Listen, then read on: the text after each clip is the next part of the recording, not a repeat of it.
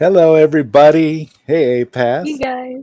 Hello. Well, welcome to another episode of I Don't Get It. And tonight we're here to talk about quite a few uh, Oh yes. great topics. We've got King George in the chat. What's up, King George? We got Thanks for being here. yeah. Thank you. It's cool. Whoever doesn't catch this stream, I'm sure we'll catch it on the replay because it seems like our Right. replays do really well. A pass. Um, Yeah. That they do. um, Yes. but tonight's episode is going to be really special because we're talking about two movies that are going head to head at the box office. I know I'm about to go see Oppenheimer again next week with my niece and nephew. Oh. I'm excited to see it again in IMAX. They had tried to go see it, I think last night or the night before, and in IMAX in the 70 millimeter, the film broke, Oh, so they ended up getting tickets. oh. That's been happening a lot, for Oppenheimer. Now, on my initial viewing, I did not have that problem. I got to see the movie all the way through. I enjoyed the film, and yeah. Yes. Did you Brilliant did you movie. did you have any? Was there any streaming issues with it when you were watching it? Did you go to see it in IMAX or? I did see it in IMAX and I actually mine was I had no complaints. No complaints at all. Just brilliant cinema. That's all it was. Brilliant cinema. And Absolutely. these two movies, and we'll get into that when we talk about like what we thought of them, but like they are saving theaters. Like you know what I mean? Like it's rejuvenating theaters as we know it, I think. So Absolutely. I mean, exciting. regardless of what people think outwardly or inwardly about these two movies, you know, this is a great thing for cinema. This is a great time for Yes. cinema. And it's Mhm. unfortunate though when you tie it all into what's going on with with the writers strike and the actor strike, the Yeah. AFTRA, that stuff. It's unfortunate to see that because at this point, what you just said about the rejuvenation is it's so important, and it's a big thing because these are not, because let's face it, the summer has been a dud at the box office for all of these movies. And I Yes. mean, we're talking, you've got some big Yes. titles. I mean, Tom Cruise is getting blamed for Mission Impossible not doing all that great.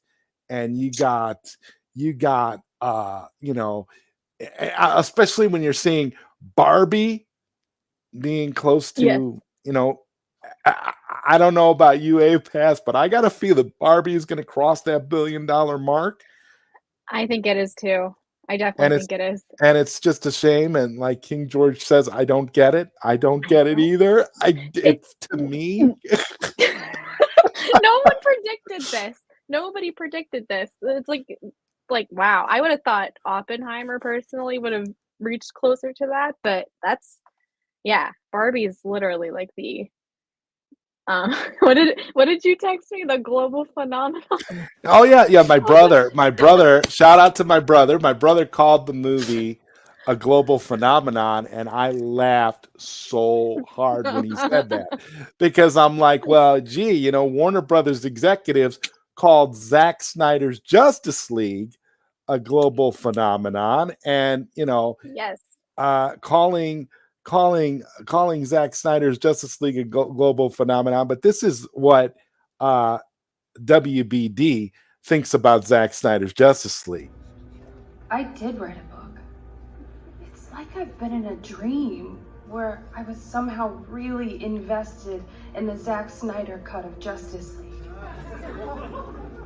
But what you said broke me out of it. Really? Yeah. You're back. She's back. Yeah, we're back. We're back. We're back, and we're not like you, Toby. Okay, we don't No, we don't salty. appreciate your salty, bizarre antics. Poor Poor Greta. She had Yes. to have that line thrown into her movie because of petty Mhm. Toby. Come on. I mean, Come on. Once again, I literally. don't get it. I don't get it. I don't I don't either. I don't either. Oh, Sin Havoc. Hello. But, like, yeah, like, that joke, it could have been way worse, in my opinion. It just was just, like, a total eye roll for me. I'm like, "This is so s like, out of pocket, so stupid, has no context, none." It's just, like, it's crazy.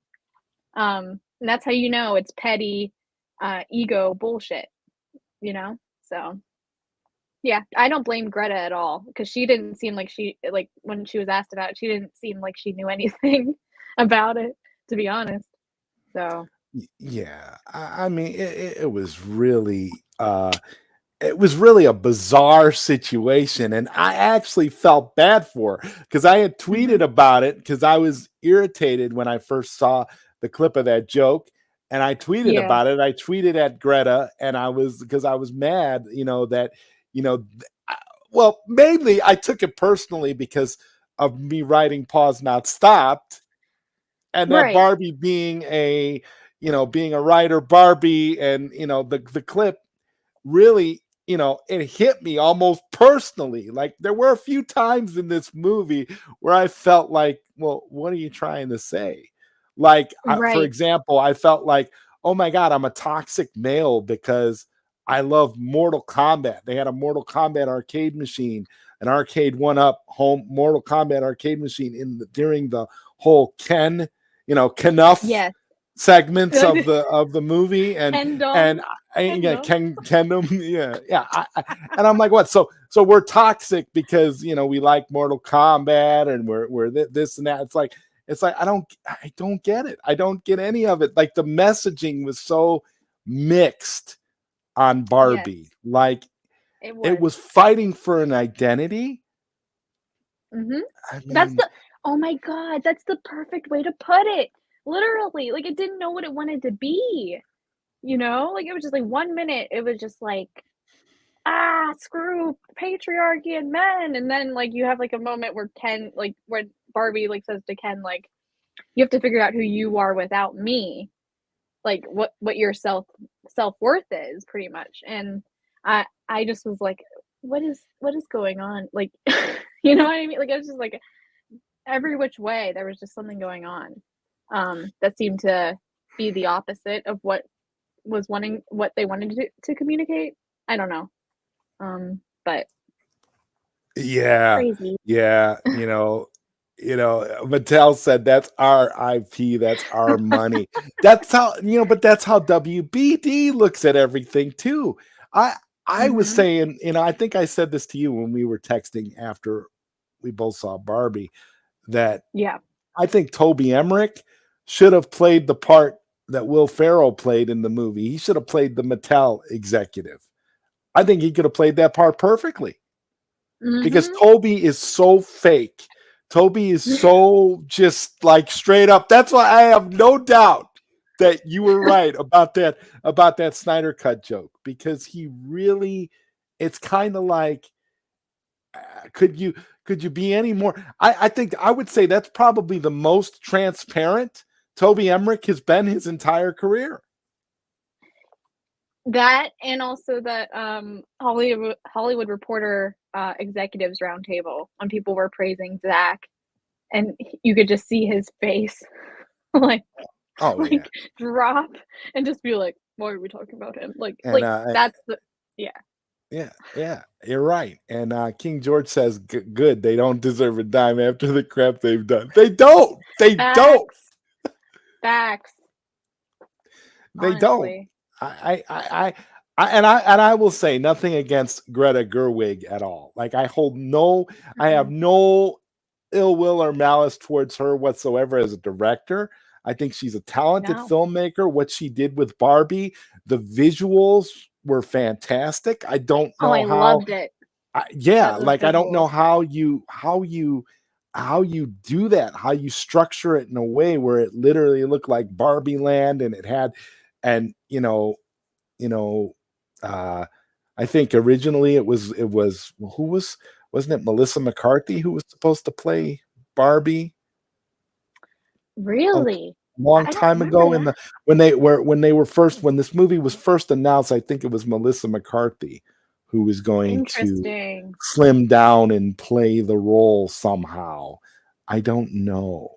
Maybe that's where That's that interesting. off-screen line came from, where they broke the fourth wall Oh and they yeah, said, that was you don't get Margot Robbie to play this role if you want to sell this part, like something along those lines. the scene Yeah, about this her theme, being not pretty, not right? pretty anymore. Not pretty I was like, anymore. She was I'm like, still really? pretty when she was supposed to be ugly and not pretty. I Yeah, mean, like I it mean, come it on. just didn't work. That was hilarious. What's up, Daniel And Martin? Martin. See, people do come here for I don't get it. They like this show, and you guys should, because me and Apass, we just try to be honest, That's about everything. literally the whole goal of this The whole point stream. is just Yeah. 100% honesty, for real. Yes. And No I other way to be. can't say that I hated Barbie, though. That's the thing. I didn't hate I the didn't movie. either. I Yeah, mean, I didn't either, but like I definitely felt like, and I think I texted you this, like I felt like I was being preached at a couple of times, and I'm like the target audience for this movie. And I was just like, this, I don't, there was like certain like monologues and things like that that were just like, really? Like, this is just unnecessary, in my opinion. But overall, as the film, like, yeah, I don't hate it at all. Not at all. It was very like entertaining, and it was very like it showed just like how like unbelievably like talented Greta Gerwig is as a filmmaker, and like Margot Robbie, of course, was just like perfect for this role, and so was Ryan Gosling for Ken, and it was just like, yeah, it was just mostly like the political undertones that I was just kind of like turned off by. But well, and they were all over the place too. Like, yes, the whole mixed messaging, like in the beginning of the film, and spoilers for anybody who hasn't seen it by now. We're spoiling this, and we're spoiling Oppenheimer. So if you haven't seen yes, either one of those films, you might want to come back and watch this with our thousand viewers that like to watch this after the show's over for some reason. But no, the point is that they, the messaging, for example, and I was talking on the phone with my mother about this yesterday, the messaging about how, at the beginning, it's like they're showing the little girls slamming their baby dolls onto the ground and throwing their baby as if they're rebelling.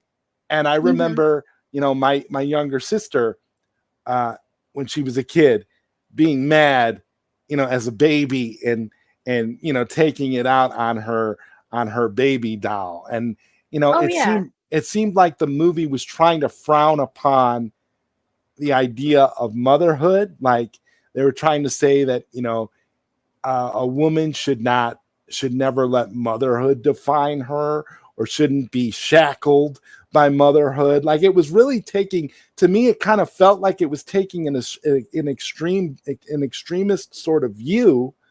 But then it's also, at the same time, almost like the flip side of the coin, is trying to reestablish this relationship between this mother and daughter. And it's a thread throughout the movie that's like the glue to the whole movie. It's like the whole purpose of the entire adventure is that you have this mother who is feeling a certain way, and is nostalgic for Barbie and for when she was young, and she wants to repair the relationship with her teenage daughter because her daughter is in this rebellion stage, and it's all this. And you're seeing all this, and you're thinking, well, if the idea is to break the shackles of motherhood and not let your motherhood define you, and giving the finger to being a mom, then what is the point of the whole mother-daughter relationship? What is the point of Barbie? What is the point of any of it? Like, and in a lot of ways, it was almost like the movie wanted to be something, then it didn't, and then at the end it Yeah. just ends up cutting off its nose to spite its face. And for me, I just Mhm. I that's where I was, and I was really confused, and I'm just a dude, and you're a woman who's the target audience of this film, and I'm amazed that you and I we're sitting here going back and forth, and we're both ultimately saying, I don't get it. Yes. Yes, because yeah, the motherhood angle was very, very, confusing.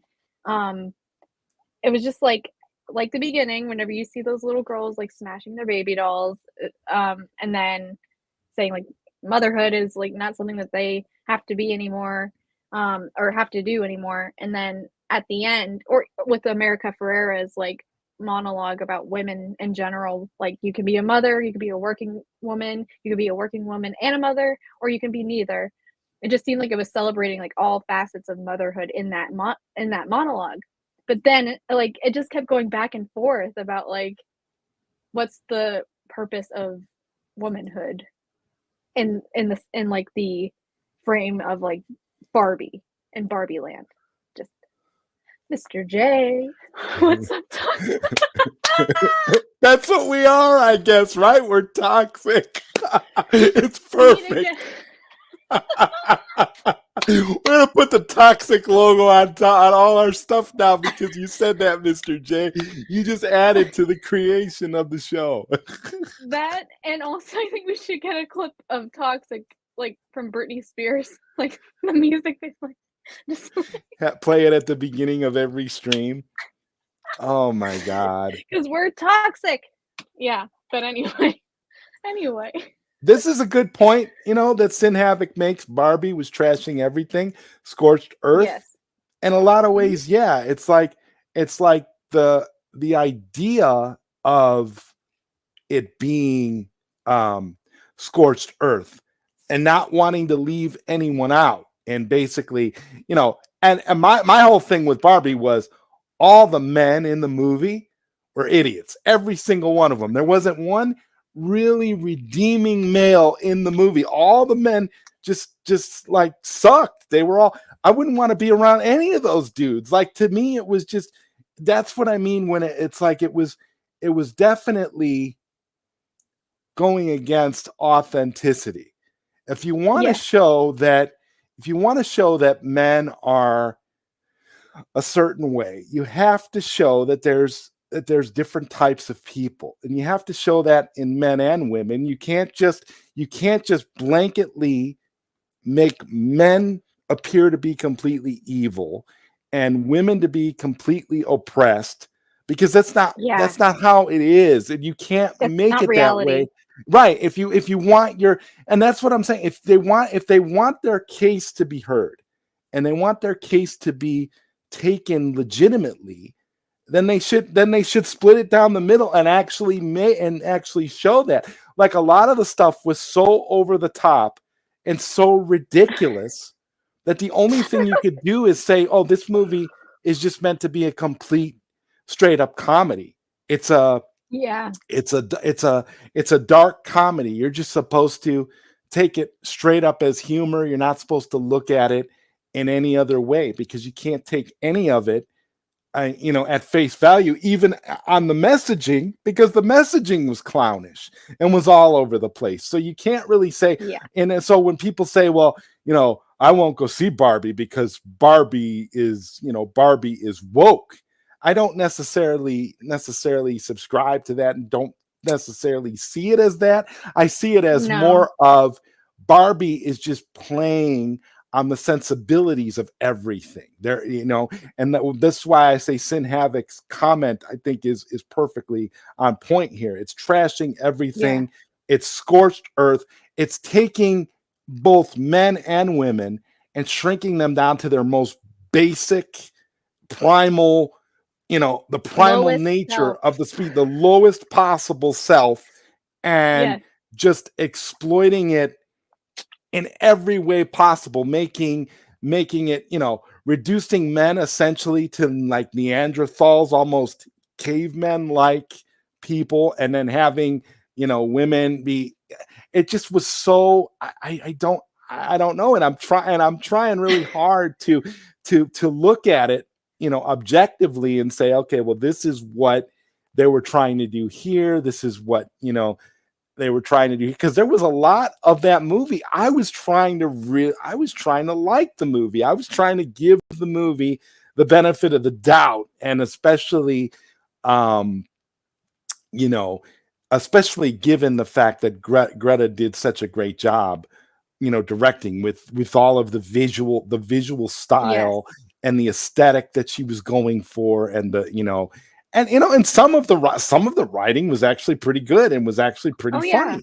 And that's why I say I didn't come away from the movie feeling like, oh, this movie is so bad. It's man-hating garbage. It's this, it's that, it's this, it's this, it's that, and this. Burning Barbie dolls. And I a lot of it, I just looked at it as a comedy of just like, it's supposed to be funny. It's not meant to be taken seriously. Not everything has to be looked at as, from a political lens. You can make fun of it, and you can flip it. You can flip it any way you like, and you can, and I mean, if you want to look at it through a political lens, you can. But I think if you're taking the movie a little bit more seriously than it deserves to be.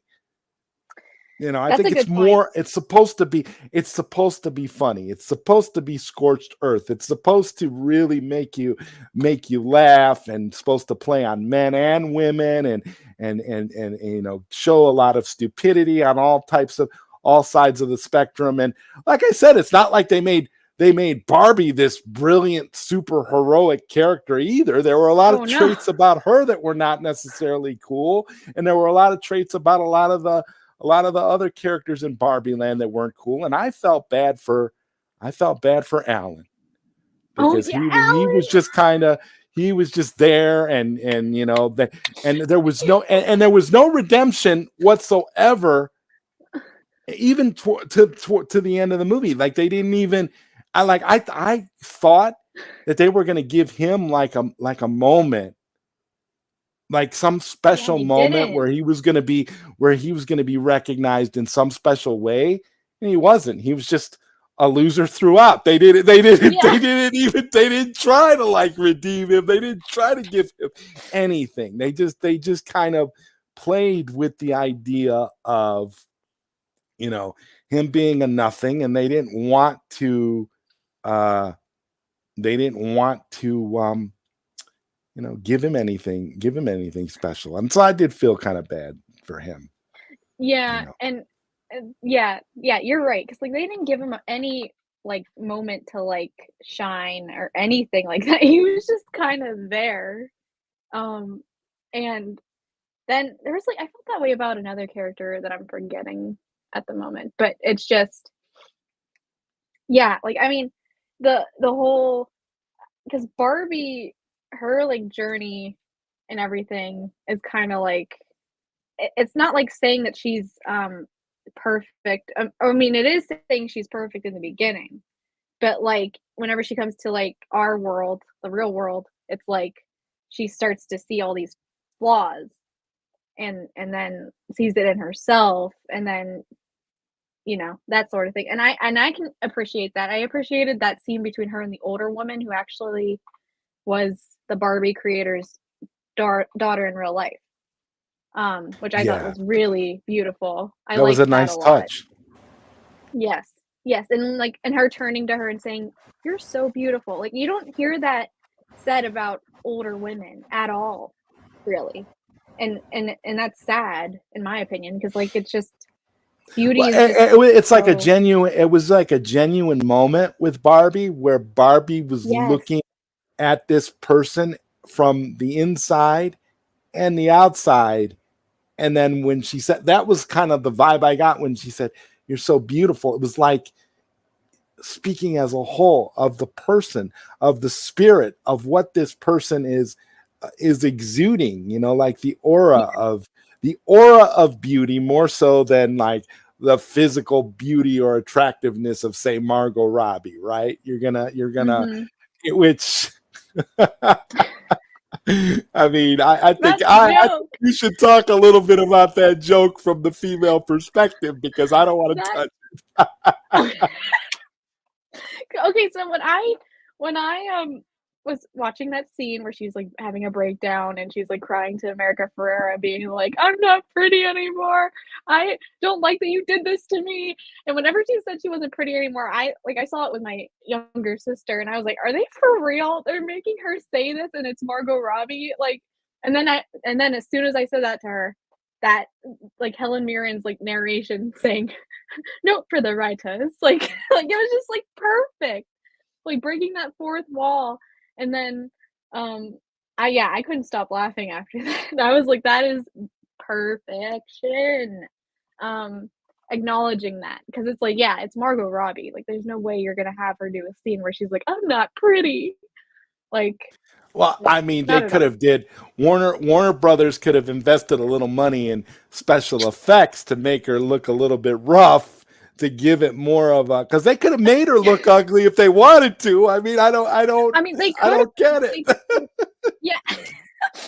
Yeah, I don't get it either. They definitely could have, and one of the other things that I loved about this film was everything was practical, like, the sets were practical, like, the backdrops were, like, painted like in old school Hollywood, um, like, that sort of aesthetic, which I love, like, the old Hollywood, musicals and films in general from that era, so I, like, really appreciated that she, like, took inspiration from all of that, like and then, like, the opening scene with the girls with their baby dolls, and then all of a sudden you see a giant Margot Robbie come out of, like out of nowhere, was, like, a huge, like that was, like, a callback to 2001: A Space Odyssey, which I was like, "That is It brilliant." was Like, that it was was really cute. what It was cute and brilliant at the same time because you see yes. these little girls like seeing you see these little girls getting that idea of that their salvation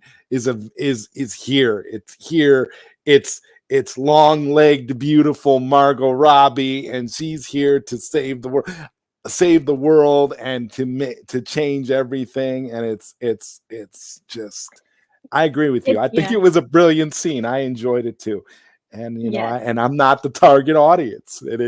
So that's why I say I can't hate the movie. I can't like because there's just a lot in it that's just a lot. There's a lot to like in it. There's a lot to admire from a cinema perspective and from someone who Yes. loves movies and from people that if you're a cinema lover, you're going to be marveled by some of the things that they were able to do in this film, which I think, Mhm. which wouldn't have been possible years ago because they've tried to do Barbie movies before, and they usually end up just making them as animated movies or making them just about literally just Barbie and whatever gimmick they Yeah. can come up with. And while this whole entire movie ultimately is a meme, its Yeah. Yeah, it its is. success is understandable because the appeal is reaching out in a very broad sense around the world. I like how there were various Barbies that represented. I mean, if you want to talk about diversity and Mhm. inclusiveness and that kind of thing, if that mess is the message that they were trying to push through, thank you, Darth Plato, for the $2 super Oh, chat. yeah. I Thank you. don't get it either, so I don't get it. I You're at the right place. We don't get at it the either. yeah, that's the whole point of this stream. I mean, we don't get it. It's very very clear in the title. Um, but it seemed to me like there was a scene. I think it was the scene where they were all together. They were all congregated. I think in front of presidential Barbie, and they had Yes. they were showing and they panned around and it showed all these different Barbies from different parts of the world. They even had like like Muslim Barbie with the headscarf, and they had all the Yeah. various different types of Barbies. They were trying to show inclusivity in a way that you know wouldn't alienate anybody. I guess at least if you're a woman, you won't feel alienated in any way. If you're a man, I don't know what to tell you. If you're a man, you're just an idiot.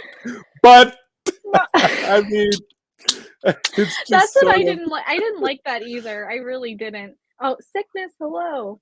I didn't like that they were portrayed in that way at all.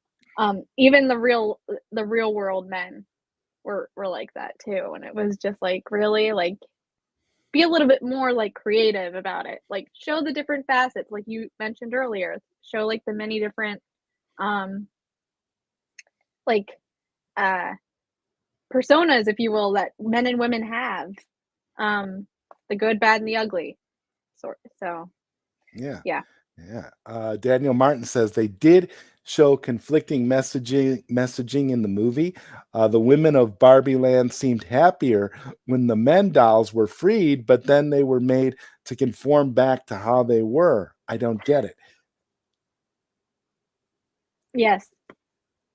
We don't get it either. You want to you want to take that one, because that's something that I was going to bring up. I was going to bring up a little bit later, because it struck me as that being maybe the most authentic moment in the entire movie, in terms of the When real world, in terms of what the real world is like. oh, Like yes. when you had the men and they were just their animalistic, misogynistic, toxic selves.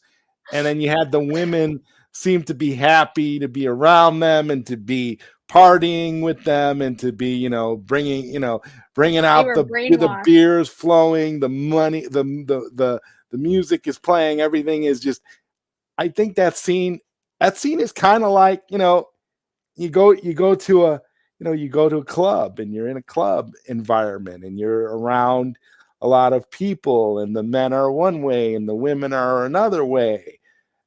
And are the Yeah. women attracted to the man that's sitting there, like, say, like the Alan in the movie? Are the women attracted to that guy?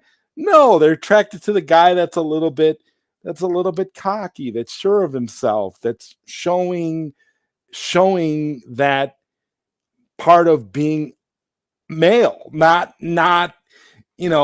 I just that was the thing. Again, the conflicting messaging. It just like Yeah. you're basically showing the part of a part of society that's actually legit, in some way, but then you pivot because that's not what you want, but then at the same time it's like, yeah, it is. So it's kind of, I don't know. No, it was like, I mean, I took it as like sort of like Barbie Land is like the reverse of what society like has been. Um like Barbie Land's ruled by the women, and then the men are the ones that are being like oppressed. And then you have Barbie and Ken who come into the real world, and Ken sees all all the patriarchy, everything around him, the horses, that had me dying. I was like, of course he picked the horses to be the representation of whatever it is he wanted to bring. Like, all you saw was horses on those TV screens, and like it was just like, what is happening here? But yeah, like and then he has that meltdown, which was like so all over the place as well. It was like he was trying to like come on to her, but then she was like, no, no, no, we're not doing that. And then he's like, oh, and then slaps himself and he falls Oh to yeah, the at ground. the end there, that was that Yes, to me. The Knuff moment. Like I'm looking at that, cannot. like I'm looking at that, and I'm thinking to myself, this is the whole concept. And I want to. I think what you and I, one of the things that I think maybe you and I can do later on when this movie Mhm. comes out on video is we can do like we could do a watch party, and we could have it where every time they say the word patriarchy, we could take a drink. I agree. Yes, Let's do that. Let's do that. I mean, because I have never heard that word used so much in one movie. Me either. I'm like, wow. You talk about, I mean, you're really trying to hammer home something, but at the end of the day, you're not, because it's mixed messaging, but it's patriarchy this, patriarchy that, patriarchy. It's like, what? Like, oh, Yeah. okay, I guess, but wow. Like, If I had I was like, if I hear that word one more time in this movie, I might have to leave. Like, it was just like all it was. But then it was just like, I mean, I part of me wanted to see how it ended, and that ending, the last scene, oh if God. we're gonna jump ahead to the end, like, because we're kind of sorry, everyone, we're like bouncing all over the place for like at different moments of But the this film, is what but happens like, when you get honesty and authenticity. People jump around yes, because this is how real conversations are. So right, exactly, yes. But that I was like, I didn't even laugh at that, to be honest. I was just like, that's really how we're ending this? Like, that's how she's okay. I mean, it is what it is, you know. But I looked at the ending a little bit differently because I was trying to find some sort of something profound at the end. I was trying to see if they were going to cap it off with something of some sort of meaning. And the whole concept of you know, Rhea Perlman, Carla from Cheers being yes, this Geppetto like character, to Barbie being the now feminine Pinocchio. yeah, yeah, That kind of threw me off because for some reason, I didn't expect them to go there. There was so much of the movie that was original that them going there, it was like I felt like they just ran out of ideas at that point. And they're like, well, let's just make her decide she wants to be human. Because you yeah, would think throughout the whole movie, her whole goal was to get things back to the way they were. She wanted to go back to being Barbie. She wanted to go back to her happy life.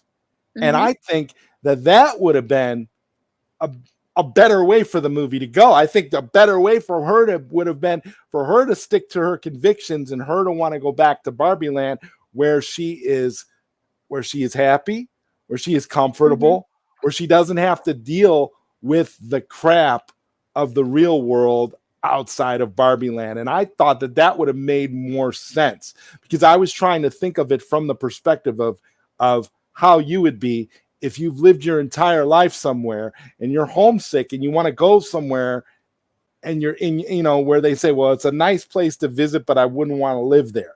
And I essentially was kind of getting that vibe from this movie. Like, yeah, Barbie's seen the real world. The real world sucks. The real world is yeah, all about yeah, the patriarchy and the horses. So we're going to just forget about the real world, and we're going to go back to Barbie Land, where once again the women are in charge. The men are happy just to be around all the beautiful women, and everything is cool, and we're just going to go back to that. And I kind of thought that's what they were going to do. But when they went there with that whole Pinocchio story, that kind of added a whole nother layer to the movie, because now I'm like, okay, well, if they're going to go that far and make it Pinocchio, they should have just broke the fourth wall again and said, okay, Barbie is actually really Margot Robbie. They should have just went there, because you've already broken it all up now, because now you can't go back to Barbie Land and look at Barbie Land now, because Barbie wants to be real. She wants to be human, and she's not in love with Ken. Harley Quinn's not in love with the Joker. You have Margot Robbie. You have Margot Robbie, who was born to play Barbie, right? So now you have Margot Robbie. The ending should have been Margot Robbie walking out of the Barbie box. And the reality is that Margot Robbie is Barbie. I think they should have played that up. I don't know why they went. I don't know. I was just expecting something totally different than what we got. A pass. No, yeah, I agree. That's an interesting. That would have been an interesting and way more like interesting ending than what we got for sure. But I gotta say, like, I was unexpectedly like emotional during that scene where she is with the creator of Barbie. And they're kind of like in that like iridescent looking room.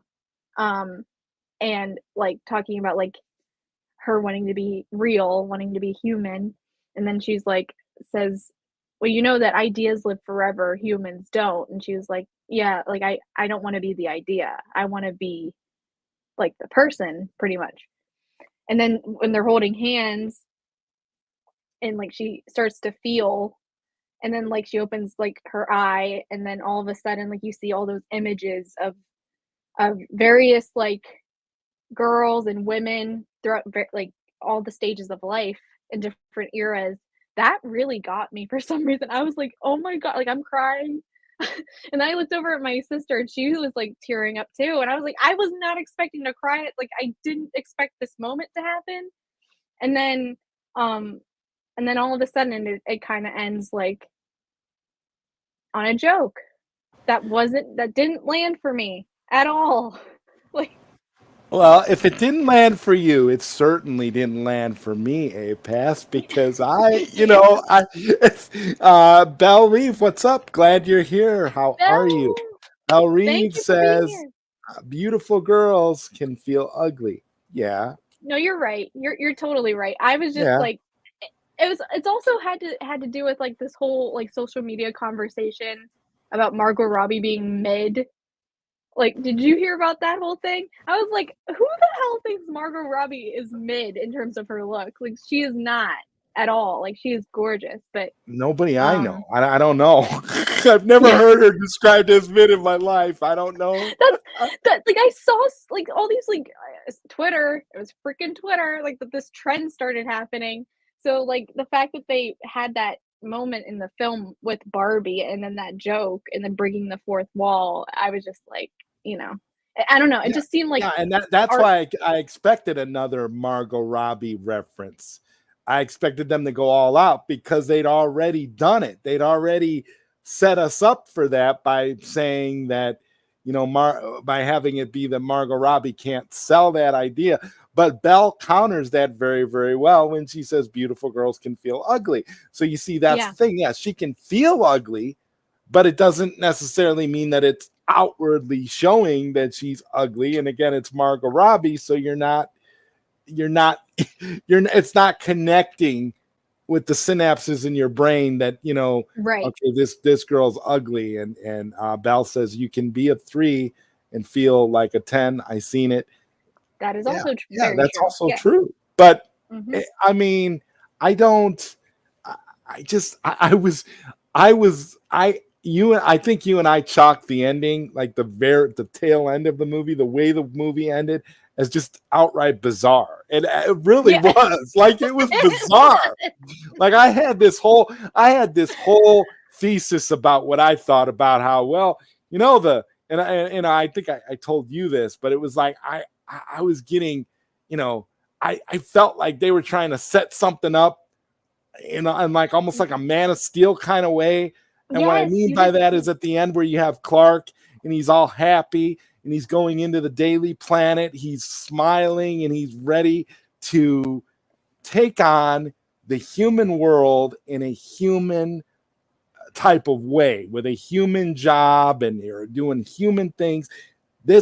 And I kind of thought that that's where how they were trying to do it. Like I thought she was walking into a A office because job it was going to be interview. some kind of a job interview or something like Yes. that, where like Yeah. like maybe she was going to say my name is Barbara Holler, and I'm here to interview for the job as a reporter or something. Yeah. I thought it was going to be something like that, and they ended it on a joke that only some of the audience is going to get, and even fewer are going to find it funny. So Mm. and this is a good point. It wasn't made for you. It wasn't made for me, that's for sure. But it was made for Apass. It was made for Belle. It was made for all the I females out there who grew up, you know. no. Here's the thing. I don't want like because I feel like it was made for a certain like section of women, to be honest. Because Okay. like I mean, like it's just like I related to a lot of things in the film, obviously, but like it didn't speak to me like some other people I have seen like talk about the film. Like it impacted them in a deep way, and I was like, man, I don't get that same feeling, but I Yeah. respect where they're coming from with that. But it's just like, I mean, it was supposed to be made for me and Belle and I guess like females in general, but like it was I don't know. I felt like it was a certain Like group. third wave feminists. Pretty much. That's what I felt like it But was even their like made for. messaging, but even that messaging wasn't really on point either, because a lot of the stuff that they showed in that movie meshed with that too. Like again, like what Sin Havoc said earlier about it being scorched earth. Like Yeah. they didn't really, it wasn't like they were sticking to one form of messaging. The only one like consistent form of messaging throughout that I got was that, all men are basically idiots, down with the patriarchy. That's basically the only consistent form of messaging that I noticed throughout the movie. But even that wasn't really consistent. It was all over the place, and it was only Mhm. relevant during certain scenes. So I don't know. I don't get Yeah. I don't get it either, and I also have to say, like, I didn't grow up at all playing with Barbies, like, because I had 2 older Oh brothers, wow, so okay. I Okay. I literally played with, like, action figures, and, like, I remember being yeah, I remember, like, birthday parties from when I was, like, 3, 4 years old and people getting me baby dolls, and I would cry because I didn't want it. Like, I was just like, "What is this?" Like, where's my Batman action figure? Where's my Superman action figure? Yes, there you go. You see, that's perfect. Oh Like my I god. or like I was really into spy like spy toys as well. Like just like like those pens that write in invisible ink and that like light that's at the end of it. And Yeah. then just like and then random spy like gear. Like I wanted that stuff. I did not want Barbies. I did not want baby dolls. Like so it was just yeah. I don't know why I brought that up, but No, I but think that was that's probably like no, another are you reason. kidding me? That's so relevant to this conversation. That almost completely that like completely takes you out of the demographic for this movie. It puts you in the category almost like with not necessarily with guys, because they made all the guys dumb, but it totally takes you out of the like even the female demographic that they're going for this movie. So now I completely see where you're coming from. It's like, They totally neglected the tomboys out there. They really did. They totally did. I mean, maybe we identify with Midge because Midge was sort of like that was the another thing. weird Barbie. I always I was Pregnant joking. Barbie. I was joking with my mom about the weird Barbie, because my sister Oh yes. was kind of like that. She was kind of into like the weirder stuff, and would do the weird stuff with the dolls, and would like create like a gallows and then hang the Barbie from the gallows with the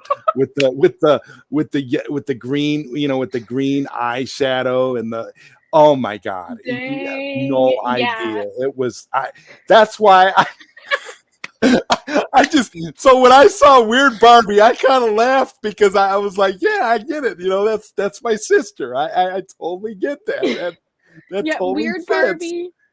Yeah. When Weird Barbie was fantastic. That was also another thing. Like my little sister did that too. Like she would cut their hair, like put like Cut marker cut all over their their hair. Yep. faces.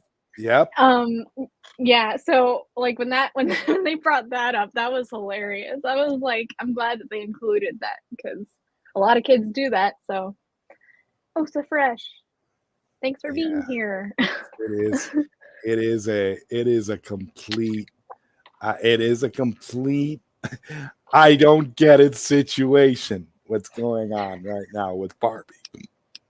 And as Yeah. far as the success of this movie, I think it is just you know the appeal is the uniqueness of it, Yeah. the newness from the perspective of how everything is visually. They got the right actress to play Barbie. They Oh, tried yeah. to give they try to give enough to everyone to make it fun. And again, they want to make people laugh. They want it to be funny. The whole scorched earth element of it, I think Yeah. it has the appeal to be successful on that in that way. And I think WB knew that. And I'm just Mhm. sad that it has to be Warner Brothers as a studio that puts this out, because now they're going to reap the benefits, and they're going to have another successful franchise that they'll just run into the ground at some point, because that's what they do. For sure. They won't. And Margot's like, I feel like Margot was already like the queen of WB, but now I think she's officially like the crown like queen of that studio now because of this film and the success. So And Bell says, I feel like the writer was making fun of the red pill community, especially when the Barbies were serving them. yeah, yeah, yeah.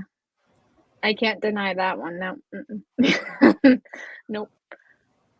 Belle, I think we all wanted to see more of Michael Cera. I wanted a redemption arc For for Alan. I felt bad for Alan because I couldn't understand. I couldn't understand the whole romantic dynamic where the whole idea of Ken constantly trying to be with Barbie. There's so many layers of it being ridiculous. Oh yeah. Especially when you consider that neither one of them had genitals at that time. I know.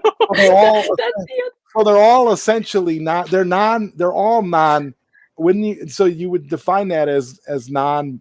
Well, not as non-binary, but just as non. They were. They have no genitals. They were asexuals.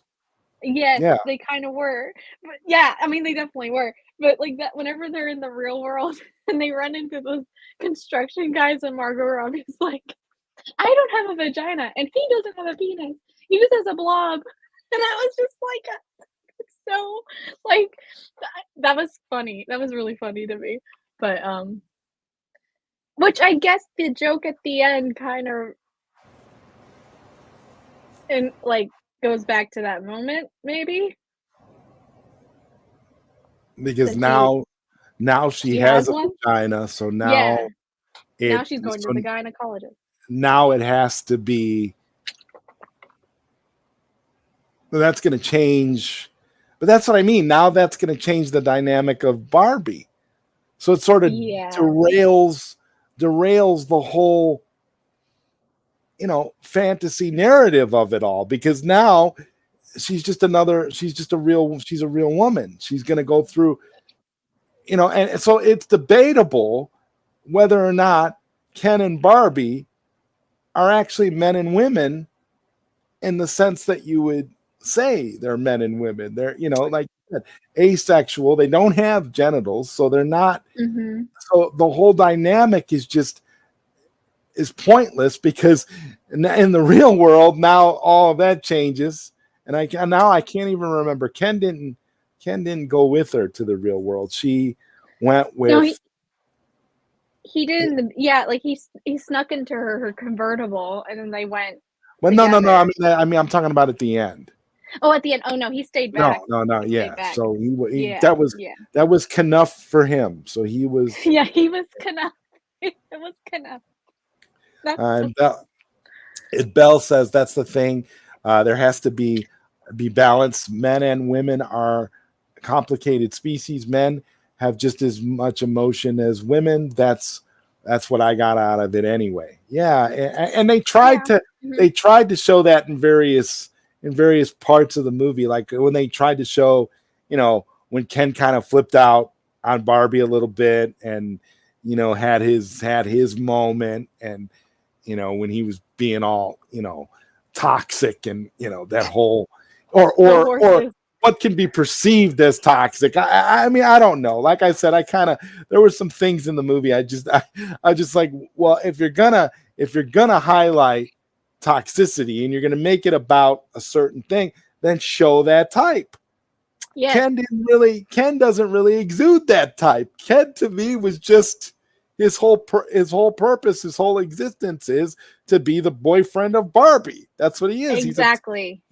He's a Barbie add-on. That's all he is. So, which is why, like, that whole conversation towards the end, whenever like they try to like bring all the Kens, back together, and they start to like deprogram all the other Barbies. And then she's like, you need to figure out who you are without me, because like, I'm not going to be there. I'm going to the real world and getting a vagina. Right. So you're not going to be here. Yeah. I'm not going to be there with you. I have no interest in you, and I mean, if they wanted to be fair, they should have had Ken go with her back to the real world at the end, and they could have explored that dynamic. Because what would that dynamic have been like between Ken and Barbie if now they're both human?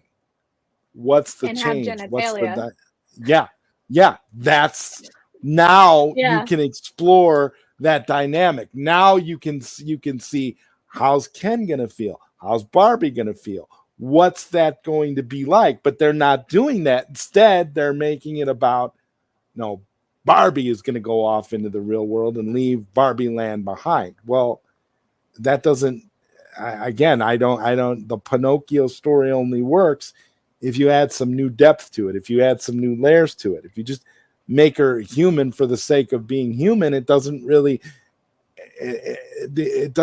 resonate with your audience. I think a lot of people were scratching their heads at that ending, and I know I was. Yeah. No, yeah. It was just, could have been different, but if that's what Greta's vision was, then it is what it is. Yeah, and this was Bell's response to it too. You see? So again, I'm not under. I guess as a man, that me not understanding that ending was not.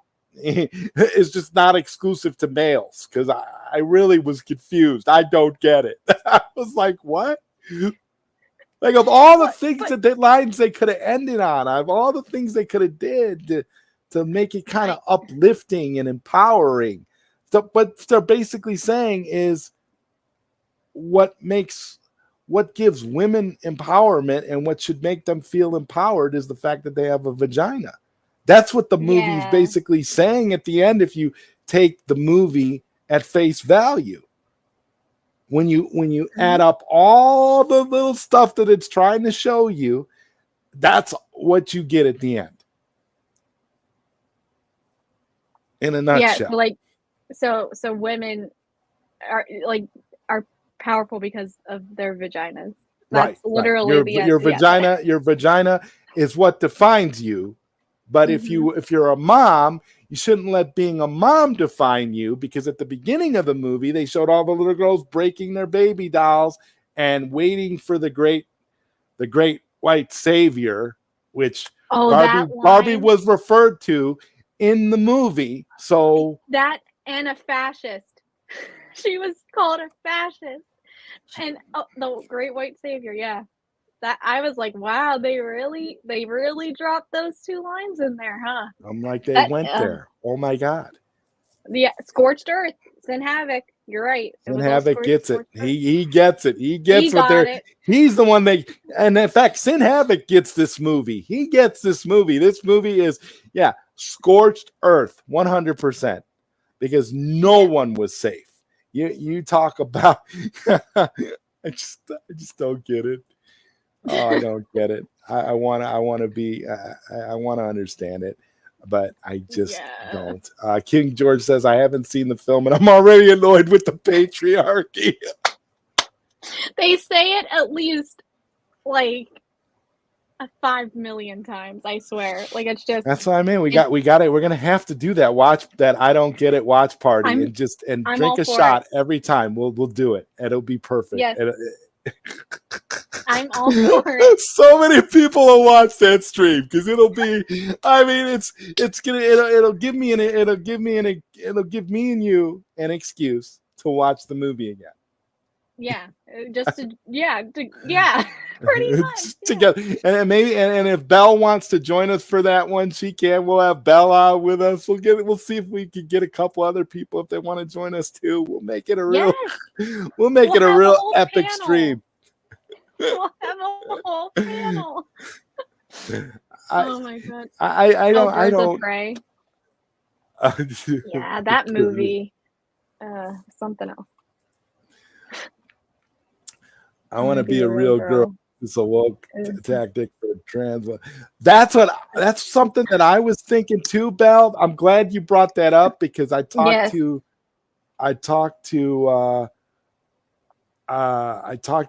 you, Apass, about this, about if it was some sort of allegory for transgenderism.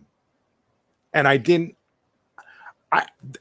And the reason was making that connection was because of the fact that, Ken and Barbie are dolls. They're asexual. Yeah. So once Barbie goes into the real world, and now she goes from being asexual to having a vagina, does it essentially mean that you are now, it's sort of an allegory for transgenderism? I don't know. It definitely could be. It definitely could be. Yeah.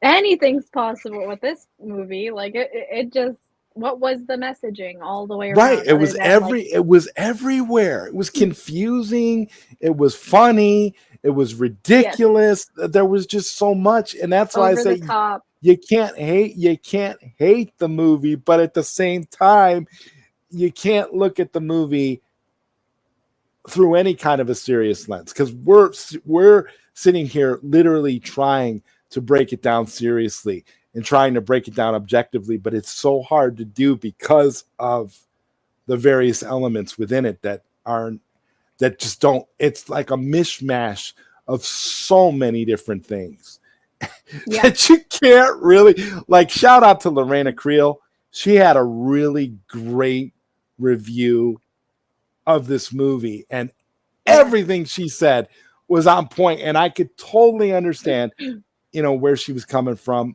I think you said the exact same thing. I did. I did. Yeah. I also watched Retro Nerd Girl's review of the movie, and she had an interesting takes as well. So shout out to Retro. And also Sil and Alicia's review was like, I'm all for everybody, like having, just in general, having their own opinion on the movies. Like, you know what I mean? Like, I just like, so anytime that like anyone says something, like people just need to like let it roll off their backs. You know what I mean? Like, not take it so personally. Like, I don't know. Yeah, I can't take it personally. I can't take it seriously. Right. And I think you and I talked about it. Well, we've talked about everything. I mean, the Snyder joke being, essentially being over the Snyder joke before we even saw the movie. Like at that point, I was so over when I finally got to that moment in the theater where the joke comes up. Mm-hmm. And it was like, it's not that serious. It's not. It's just a throwaway line. It's just Toby Emmerich being Toby Emmerich, injecting what Yep. he thinks is going to be funny into something that doesn't need it. That line from writer Barbie could have literally been anything, because the Yeah. scene was so, it didn't do anything at all for the plot of the movie. It didn't change anything. It was just a complete throwaway line. You could have replaced it with, it's just so, I don't know. Yeah, throwaway. It was a throwaway. The only thing though that like makes me like sort of like, well, it's, I'm not even angry, but it's just like it's. I saw like an ex like a. I didn't read the whole review from like Time magazine, but then I remembered that Warner's owns Time magazine, so it makes sense. Um, and they said something about the Snyder Cut fandom and that joke, and covering that whole thing and saying like it was a toxic male online driven campaign. And when I read that, I was like, you're totally spitting in the faces of every female that was wanting that cut of that film and was campaigning for it. Not to mention Not, Fiona. Fiona started it, and Fiona was Yes, a woman. Fiona started it, and exactly. as far as I know, Fiona is still a woman. So unless she had reassignment surgery, Fiona is still a woman. So I don't understand how they could say something like that. Like that, Yeah, that's how you know they don't know anything about anything. They just that's none. why I say activists are not fans. Activists should not be in control of anything. Activists do not support anything but whatever it is that they're, whatever agenda they're peddling at the moment. That's all they care about. And that's what Yeah, I don't understand. I don't get how you can just just blatantly dismiss and look and characterize something as one thing without any details whatsoever. It's like yeah, you and I, we're looking at this movie. We're looking at this movie objectively. We're pointing out the positives and negatives, things we liked about it, things we didn't like about it. This is how you should be. Do your research. This is why I'm one of those people that says you should never talk or say anything bad about a movie, a work of art, a TV show, whatever, if you haven't seen it yourself. You should first exactly. see it so you can have an informed opinion and have different, layers to look at. I don't, and so as much as I initially thought the joke, the Snyder joke, was offensive because of the book that I'm writing and everything that I've done in the Snyder Cut movement, I Hmm. don't. After seeing the movie and after hearing what Greta Gerwig actually said about the line, basically that she was clueless and doesn't know what all the fuss is about, didn't even really know. Exactly. I think you actually used the word, she didn't really even know it was a thing or whatever, and Yeah, that's how yeah. you She was like, I know. didn't really realize. Like, yeah, I was like, oh, okay. So that's how you know that that wasn't her like being malicious or anything like that. It was a No, studio note. That's what it right. was. It was just a little note, little red note from Toby Emmerich, a Yeah. little parting shot at the Snyder fandom, before he goes off and does whatever it Yeah. is Where that is he Toby now? Where does. is Where is he? he now? Yeah, we haven't notice how we haven't heard anything. Remember, he's got that great, he left with that golden parachute and that great production deal. What happened? Where's he at now? How come we haven't heard anything about a new Toby Emmerich venture? Yeah. Because he ran Warner Brothers into the ground. He was part of the reason why they're in the situation they're in. So, Yeah. I just, again, I don't get it. I don't get it. And the Snyder, and so again, the Snyder joke really doesn't doesn't add to the movie, but it doesn't take anything away from the movie either. It's just there. It's just another element that that you just have to accept if you're gonna watch the movie.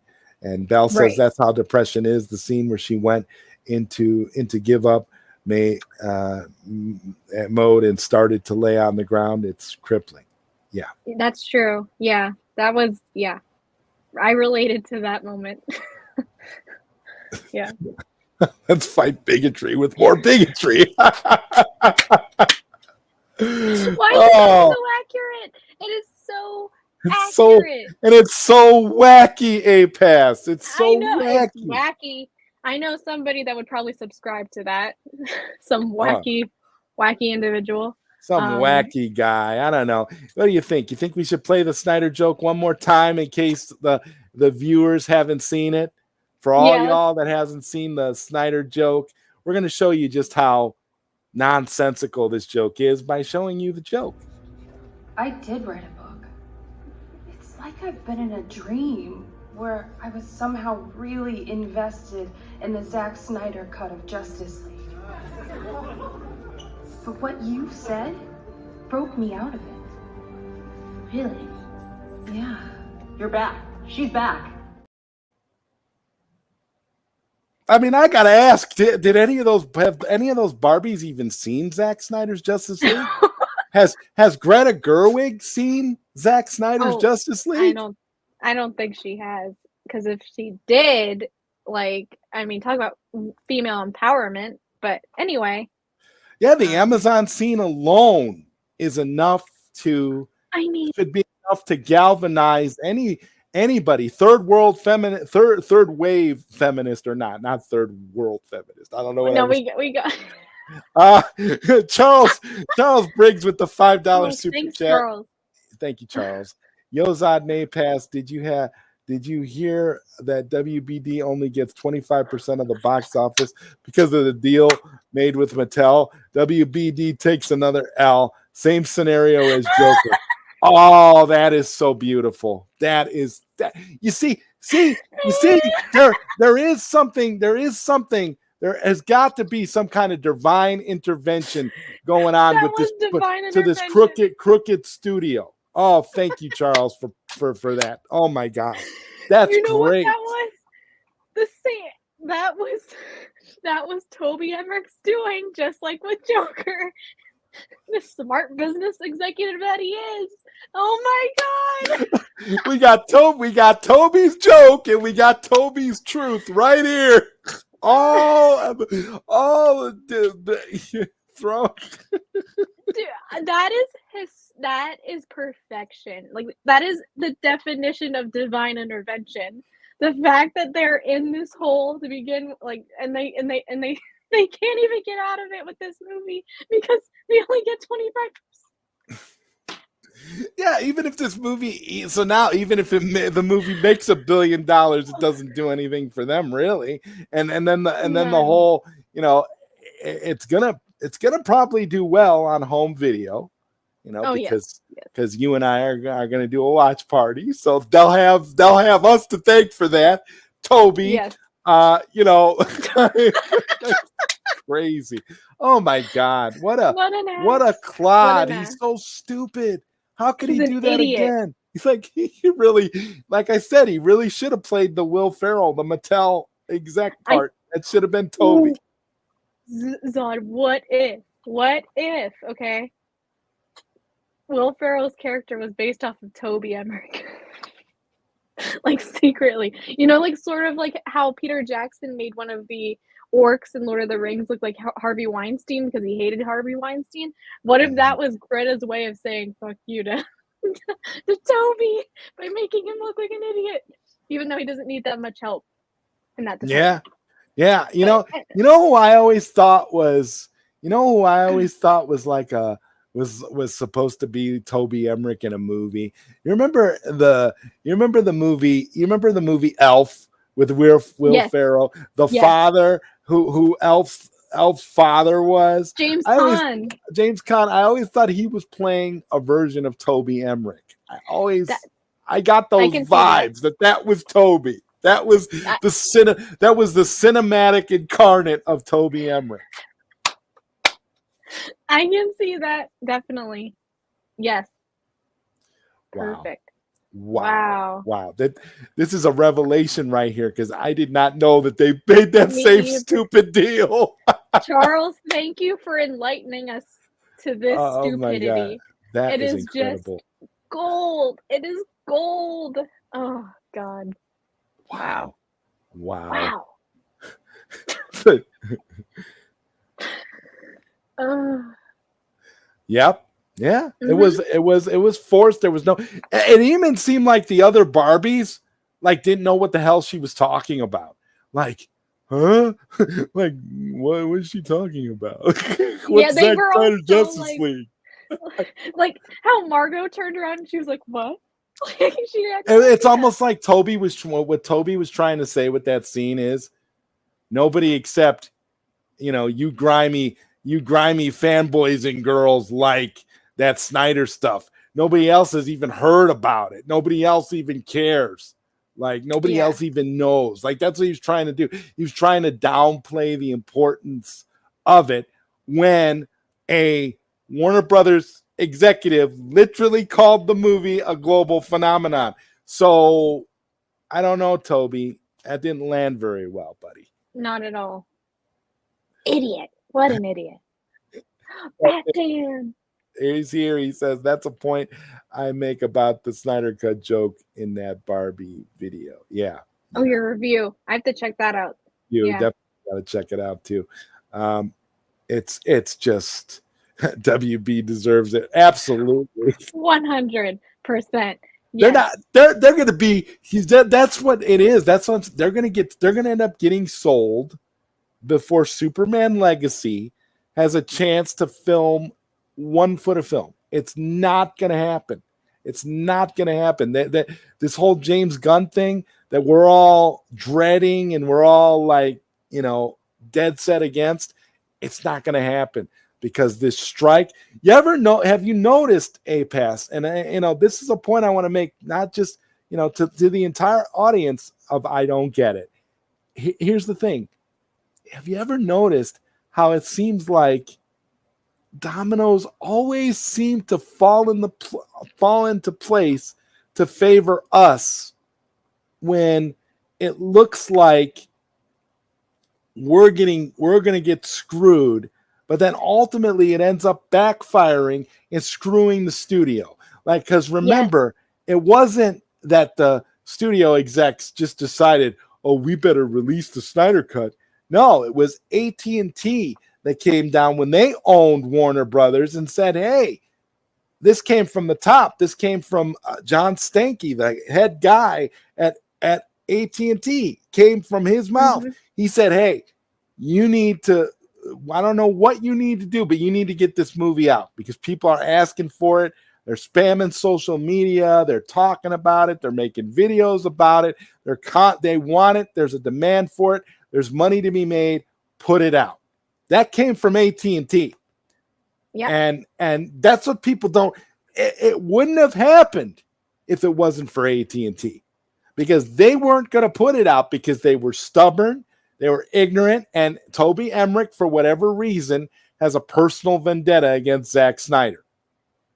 And I wish I knew why he has such bitter hatred for Zack Snyder. I've been trying to find out so I can get it for a dirty secret for the book because I really want to know why Toby has such a hard on for Zack because it is something fierce. I mean, you could tell in his face. He hates that man so much. In the irony of Toby Emmerich having to be the one to make the call to Zack Snyder, getting it from the top about finishing the Snyder Cut had to be the reason why that joke is in Barbie.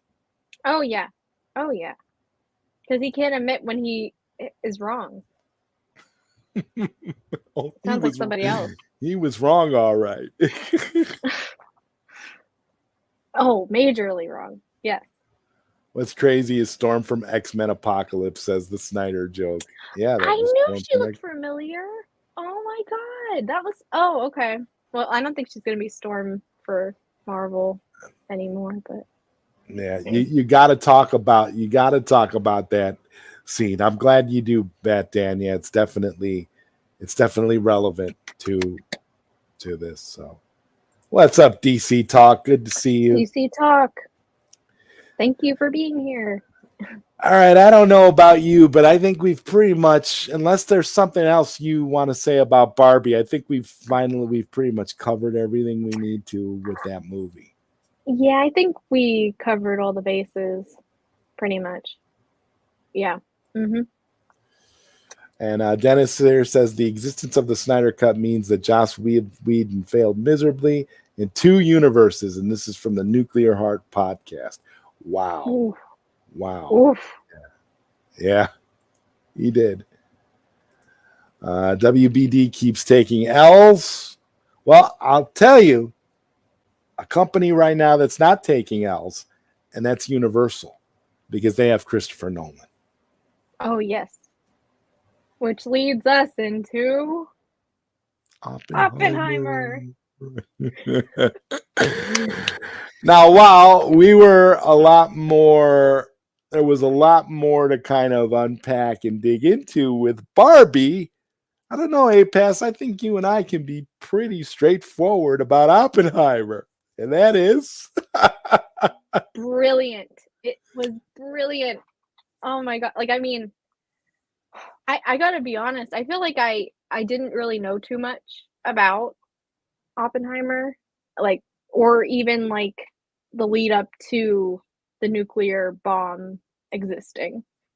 So that movie was just kind of like it made me research even more after I saw it. Like, I watched a documentary about Oppenheimer, and it seemed like Nolan got a lot of things right. Just from that documentary I watched. I'm gonna wonder right now if you watched the same documentary that I watched.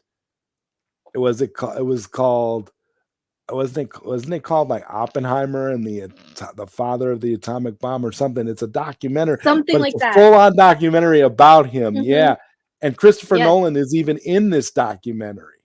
Yes, it's a modern documentary.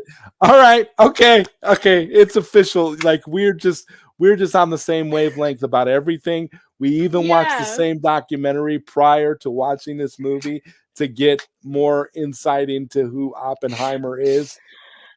Oh wow, that's crazy. Well, I watched the documentary after I saw the movie, actually. But anyway, it's still the same. The facts are still the facts, though. Like the same wavelength. But I did read something like Oppenheimer's grandson saw the film and he liked it, and he was in the documentary too, by the way. Yes, Oppenheimer's grandson. Yeah. Yes, he was. He but he said that Apple scene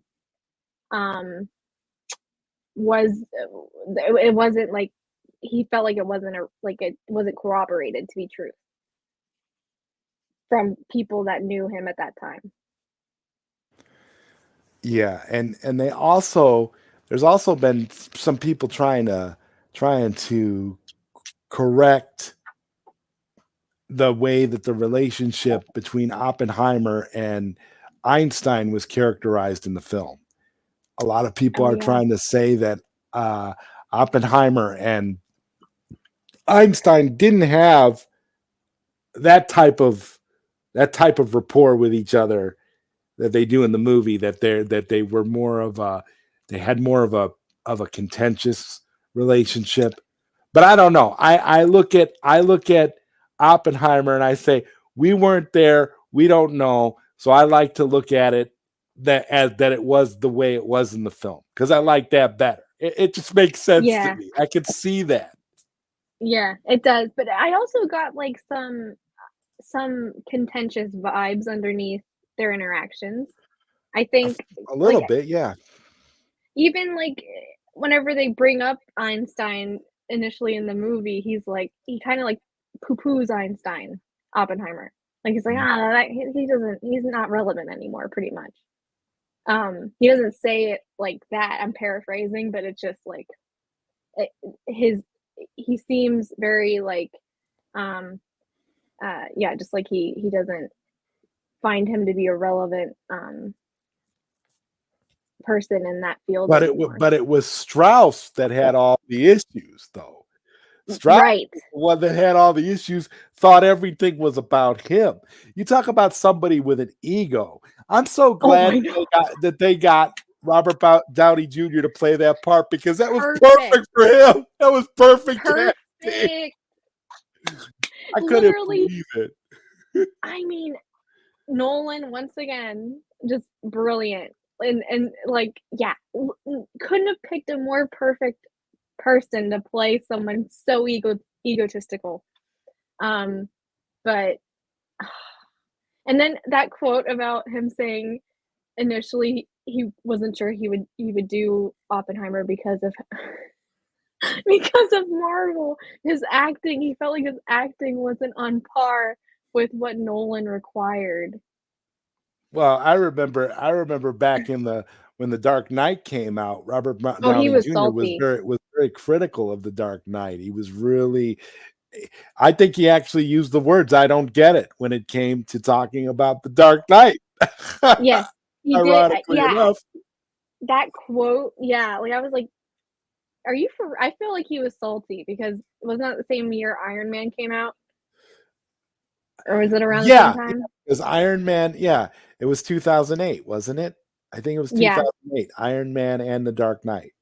Yeah, I think he was So, just very, like, just envious that Dark Knight did better and was well, a better film in absolutely. general. Like, I mean, yeah. So the fact that it's ironic, yeah, like, all these years later, he's in a Nolan movie and, like, he could be potentially, like, getting an Oscar nom for this. So, Yeah. Yeah, and I mean, again, it was brilliant acting on his part, because Robert Downey Jr. had to do a lot of self-reflection for this role, obviously. So yes. I couldn't, I'm with you on this. I couldn't have been happier with his performance in the movie. And we've got, I mean, we've got to talk about Oppenheimer. I mean, Killian Murray. a very likable character. Mm. Murphy did a phenomenal job. I mean, I feel like he's been under, under,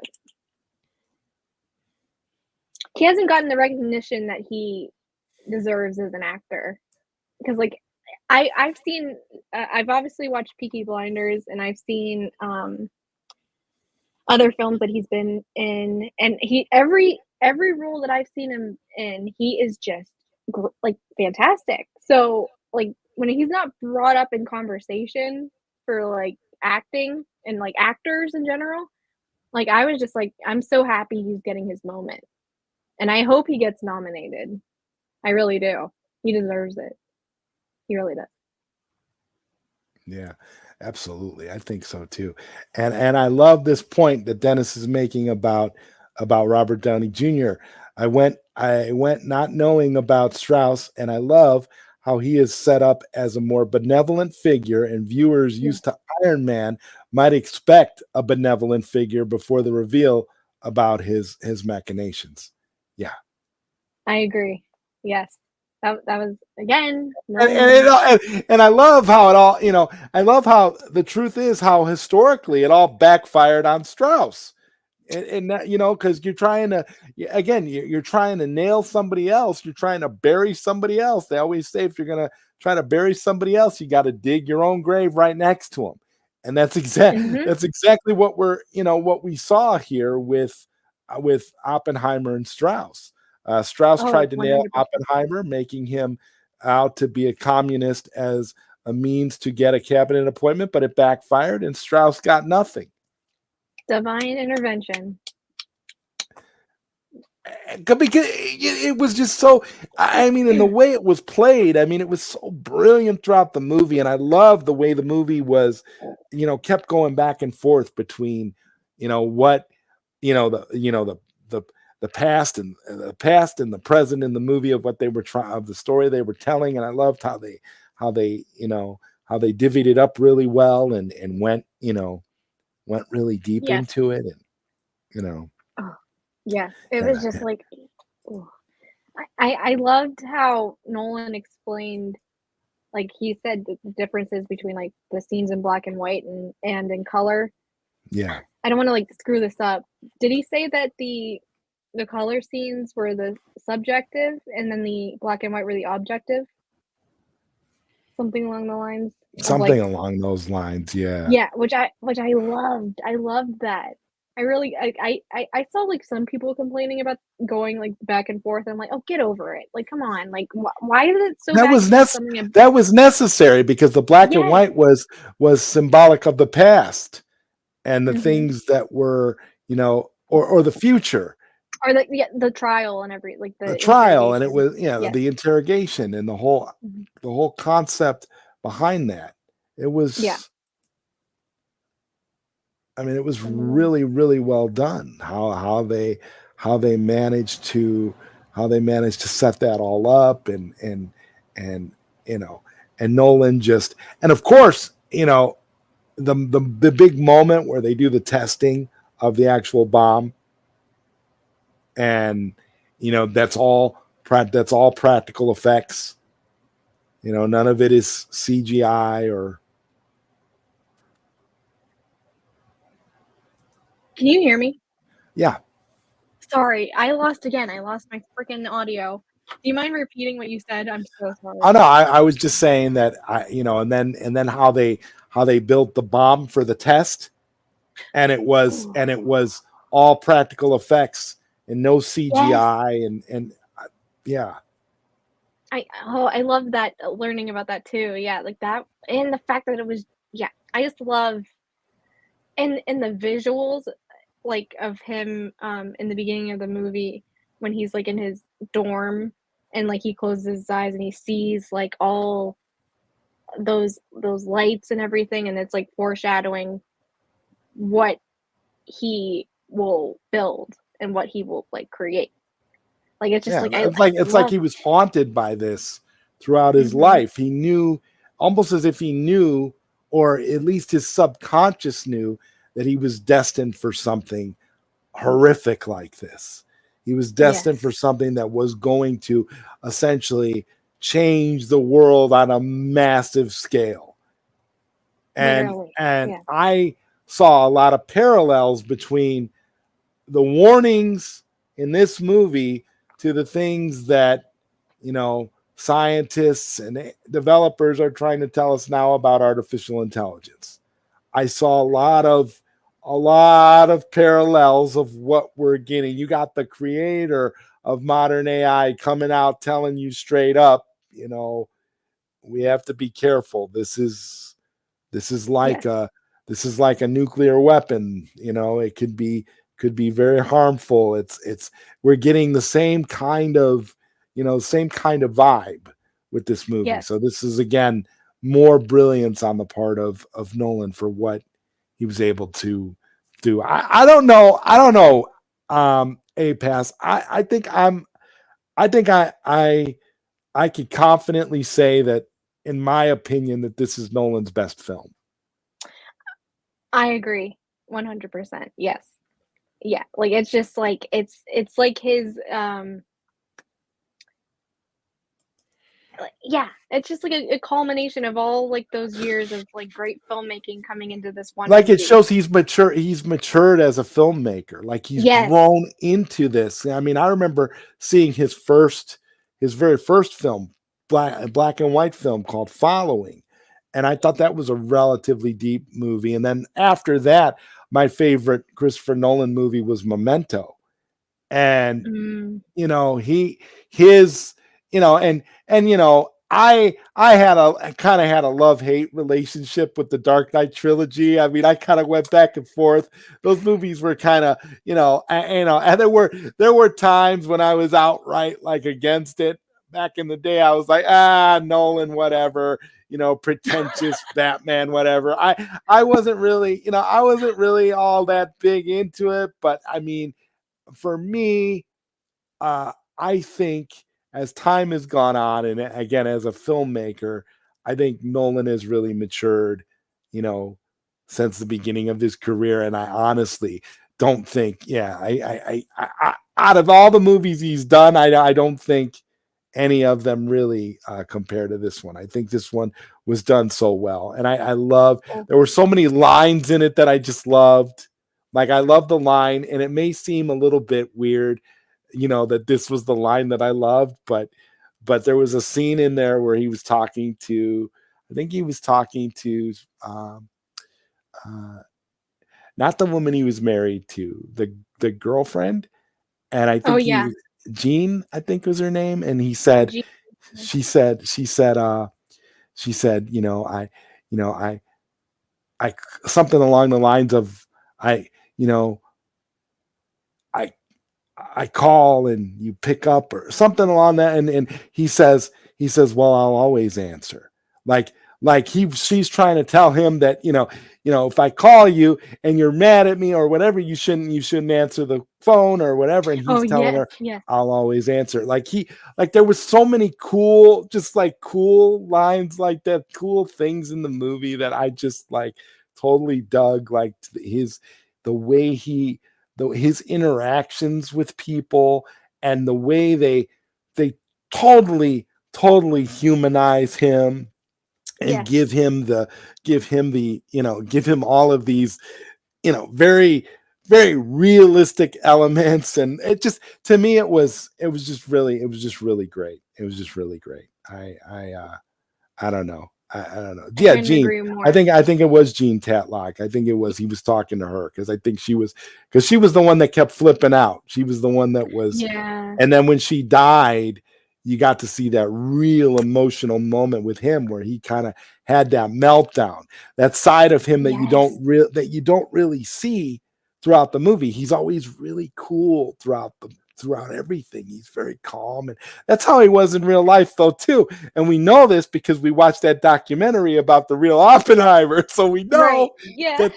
that it was true to life of how he really was. He was calm at all times, and the only time you really seen him get rattled to that extent was when he found out about Jean Dying. Yeah, that scene. Oh my gosh. Yeah, like, and then Emily Blunt like finding him in the woods all curled up into a ball, and then like that whole interaction that they have. Like that, like it was just like the cast in this movie was just phenomenal too. Like it was just like perfect all the way around. And Yeah, and I love the ending too. I love the ending. oh, the ending. Oh my god. I mean, Ending. the ultimate checkmate was the end. Like I'm just like, yeah, there you go. I mean, I want to. Like, I'm forgetting the like exact line that he says. His last line. Oh God, that was like one of my favorite lines of the whole damn movie. Yeah, too. I know. I was too focused on Barbie to pull up the lines from Oppenheimer because I thought we were gonna. I was like, but the more I think about it, I'm right there with you. I know what you're talking about, but I can't for the life of me think of it exactly. Barbie melted our brains. Yeah. That's the consequence of that mixed messaging being everywhere. Now we're trying to talk about Oppenheimer, and it's just like Drek, where it's mental confusion. It's all over the place. But no, the ending where you kind of realize, as if we didn't know already, you kind of realize how much of a narcissist Strauss is. Oh my God. When you find out what was actually said between Oppenheimer and Einstein, and you realize the reason why Einstein was the way he was, because he was lost in contemplation. The horror of what they had just talked about right there. And it had nothing to do with Strauss. Nothing. Strauss is so insignificant, he just doesn't realize. Oh my God. Yeah, like that's just like that whole like the moral complexity of this whole film, which like it represents real life too, because life is morally complex. And I appreciate that too. Like it's just like like one of the most frustrating things for me watching those scenes where he's being questioned by that committee, Oppenheimer, in that like enclosed room with his lawyer, Yeah. and was that like they and politicians and lawyers do this in real life as well. Whenever you watch like a trial, it's like, God forbid, like a person changes their viewpoints or their mind about something, even though they like bring up something from the past that they have said that is contradictory. And it's like I felt that throughout that whole tug of war, if you will, between Oppenheimer and that committee. Like it was just like I felt like it's just like those scenes were just so tense. Like you felt how he was feeling in those moments. And then also, oh my God, like when he speaks to that auditorium of or like that small gymnasium uh with all the people that he employed to make the bomb, and they get the call, or like they hear Truman on the radio, and then they get a call from um Matt Damon's character that I'm forgetting his name uh at the moment, but and then he gives that speech, and you just are in, you're in his head, you're like in his psyche of him realizing just like this literally changes everything, and not for the better. It's horrible all the way around. Like like I just like, again, the moral complexity of it all is just I love that whole dynamic throughout the whole film. Yeah. Yeah, definitely.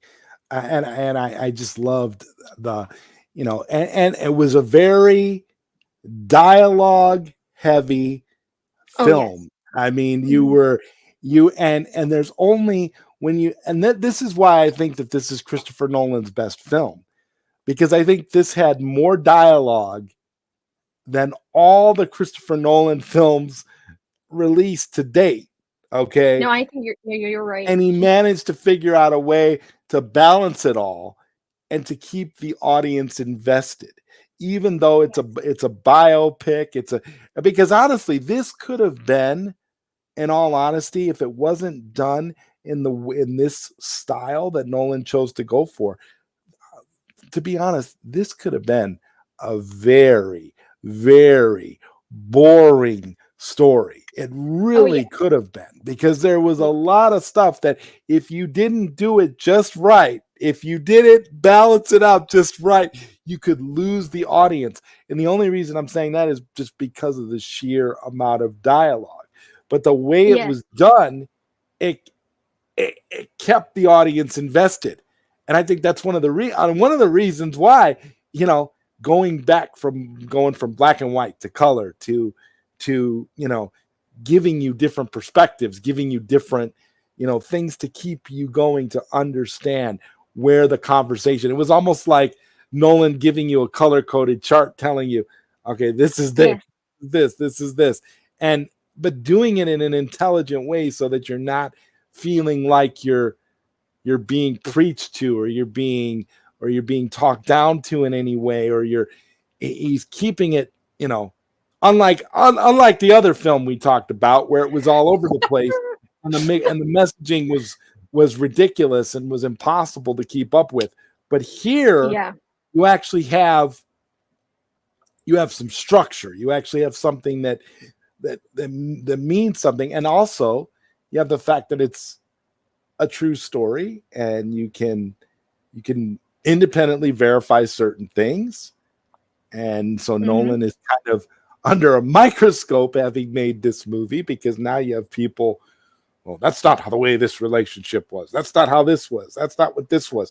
And it's just like, I don't know. I was very happy with the movie, and I'm going to see it again next week. I'm looking forward to seeing it again. Because I left myself questioning who was right. We obviously understand that the danger of nuclear escalation, but we also know the threat the Soviet Union possesses. Very good point. Mm-hmm. It made you understand quantum physics somewhat. Yeah. Mm-hmm. Yeah, and this Simplified for audiences. Yes. yes. Yes. And that's again, this is what I love about Nolan is that like he is like such a like intelligent filmmaker, such like in the way that he tells stories, it's very like higher like a higher level. Um and like it's like depth. And that's another thing that I saw Oppenheimer with my mom, and on the way home we were like just talking about like the things that we like loved, and like there was not too many things that we hated about this movie. Like I only was like positive, positive, positive, same with my mother. But like I was like, I can definitely see why Nolan and Snyder like get along so well, because they literally have like a similar not filmmaking style, but just like the way that they tell stories. It's just like a higher level of Right. depth They and expect intelligence. they expect more from the audience. Yes, They yes. expect them they expect the audience to be smart. So that you make your Mhm. movie for a smart audience, not condescending, not talking down to, Yeah. not preaching to, but giving your audience something to think about, and putting it in a way that is going to be thought provoking and give you stuff to talk about later, hence Yes. why we're here. Yeah. Exactly, exactly. And then, oh, there's just so much about this movie that, like, it you could just talk about it for days and days and days, like, there's just a lot to digest. Not unpack, but digest. There's the difference between the 2 movies right there. Right, right. Yeah. And I genuinely, I'm hard pressed to find anything in Oppenheimer that I didn't like. I wasn't bored at all. Mhm. I Me enjoyed it. either. I thought the score was good. I thought all the Oh. performances were spot on great. I don't know. That's why I say I think that I've been very historically, I've been critical of Nolan in the past. I really have. I've been really downright downright mean towards Nolan at times in the past, but I honestly, this is my favorite film of his, because it's not only extremely watchable, Oh, yeah. but it's a nice digestible film, like you said, that you can Mhm. you can watch with someone, and you can enjoy it with someone, and you don't have to feel, you're not made to feel stupid, you're not being preached to. It was incredible. It was a spectacle, and it's It and was. it's literally breaking 70 millimeter machines. It's cameras. It's yeah. It's just yeah, it's incredible. I actually can't wait to see this again, which is something I can't really say about Barbie. Although Well, I yeah, am yeah. looking forward to watching For Barbie with you and doing yes, a live stream. That will be fun, that would be really because we'll yes. make it fun. But Yeah. but the whole, but yeah, Oppenheimer is a totally different thing. I could totally see myself, and that's definitely a movie that I want to have when it comes out, when it's Same. released on home video. Yes. It's a movie I will definitely watch again. King George says he leaves it to interpretation, and that's what I like about his style. At the end of Rises, it makes you curious how a Wayneless Batman would be like. Yeah, that was cool Yeah. too. Like I said, I don't I'm sort of uh, um what should I say? I have a like a love-hate relationship with those Batman movies from Nolan, because on the one hand, there's some stuff that I think is great, but on the other hand, there's some stuff I always thought that when Nolan was making his Batman movies, what he really wanted to be making was James Bond movies. And he didn't any but because he couldn't make James Oh, Bond movies, he's making Batman movies, and he's doing his Batman movies in a similar way to how he would do his James Bond movies. And I'll that's give you an interesting. example. I'll give you an example. That scene at the beginning of Dark Knight Rises, where Bane is where they hijack the airplane, and you literally see the airplane getting broken apart because they're doing all of these different things, and the whole plan is for them to leave the plane and let the plane crash. I don't know. Bane was like a Bond villain in that movie. It felt like James Bond to me. It felt totally like an audition tape for James Bond. I'm like, man, if Christopher Nolan doesn't get James Bond after this, I don't know who he's auditioning for, because this is what this would be. I mean, That's an interesting perspective that I didn't even like think about, and that also like the fact that recently he's talked about wanting to do a James Bond of movie. course he wants to do James Bond, and now I think they should give it to him. After Oppenheimer, they'd be crazy not to give Christopher Nolan James Bond. Come on. I mean, perfect director. I mean, yeah, you might as well just give it to him. But then also, like, I've seen people like saying, like, what if Christopher Nolan directed a James Bond movie starring Henry Cavill? And It very well I could love happen. the idea of that. I just do. I love it. Like, I hope it happens. That would be another way that Christopher Nolan could give the finger to Warner Brothers by directing James Bond and getting Henry Cavill to play James Bond. Because now you're really rubbing it into Warner Brothers' face, because this is the guy that you guys shunned as Superman, and I'm going to show you how versatile Cavill is, and I'm going to make him James Bond, and it's going to be the most profitable James Bond series of movies of all time, and you're gonna look even dumber. And I just love seeing Christopher Nolan constantly, spitting in the face of WB, because they're such a horrible company. I agree. I can't stand WB, and that whole thing about them making that same stupid deal for Joker that they did with Barbie is music to my ears. It just continues to show they're going to be sold. I'm more convinced than ever, Apass, that they're going to be sold before they get a chance to do any of James Gunn's wacky ideas. I think it's game over for this studio. I really do. I don't think they have a prayer. Yeah, and I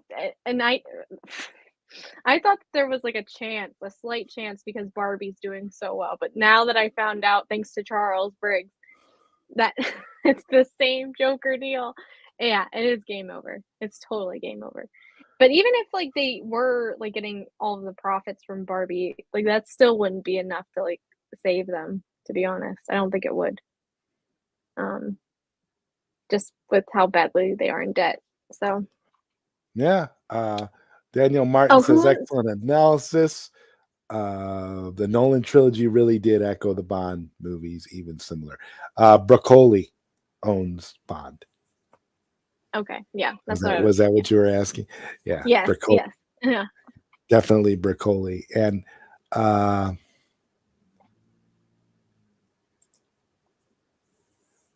WBT.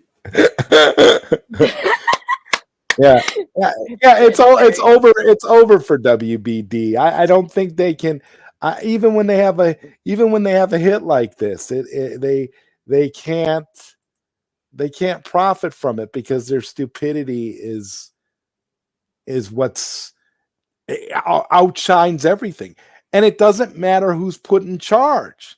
I know, it's a curse. It's honestly a curse. Oh, they're done. They're done. I don't know who they harmed in a past life, but that studio, I don't know what the brothers Warner did years ago. They must have did somebody really dirty on a religious level to have this type of curse, because I don't get what else it could be.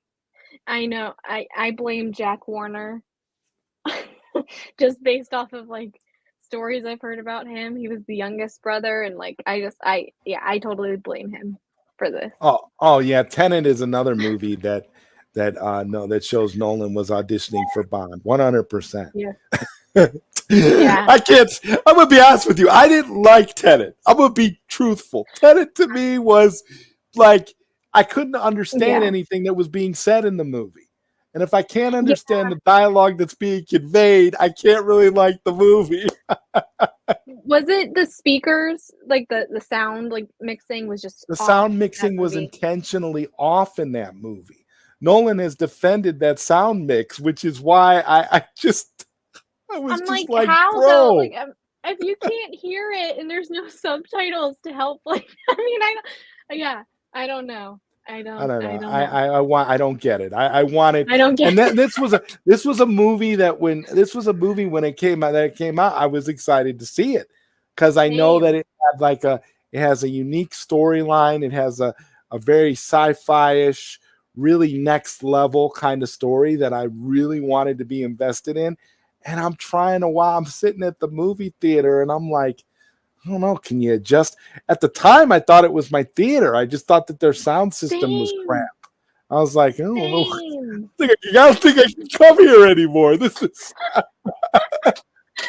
Same here. And then I also felt like there was like certain moments with my when I saw Oppenheimer where I couldn't understand the dialogue sometimes. really And well, I think it was the speakers. And honestly, this time it was the speakers in the this theaters. I saw time. This it. time it was the speakers. This time Nolan learned. You know how we know that Nolan learned from his mistakes because Oppenheimer was 90% dialogue. That's how we know that Nolan learned from the mistakes of Tenet. Because Tenet had Mhm. almost no dialogue, and Dunkirk had almost no dialogue.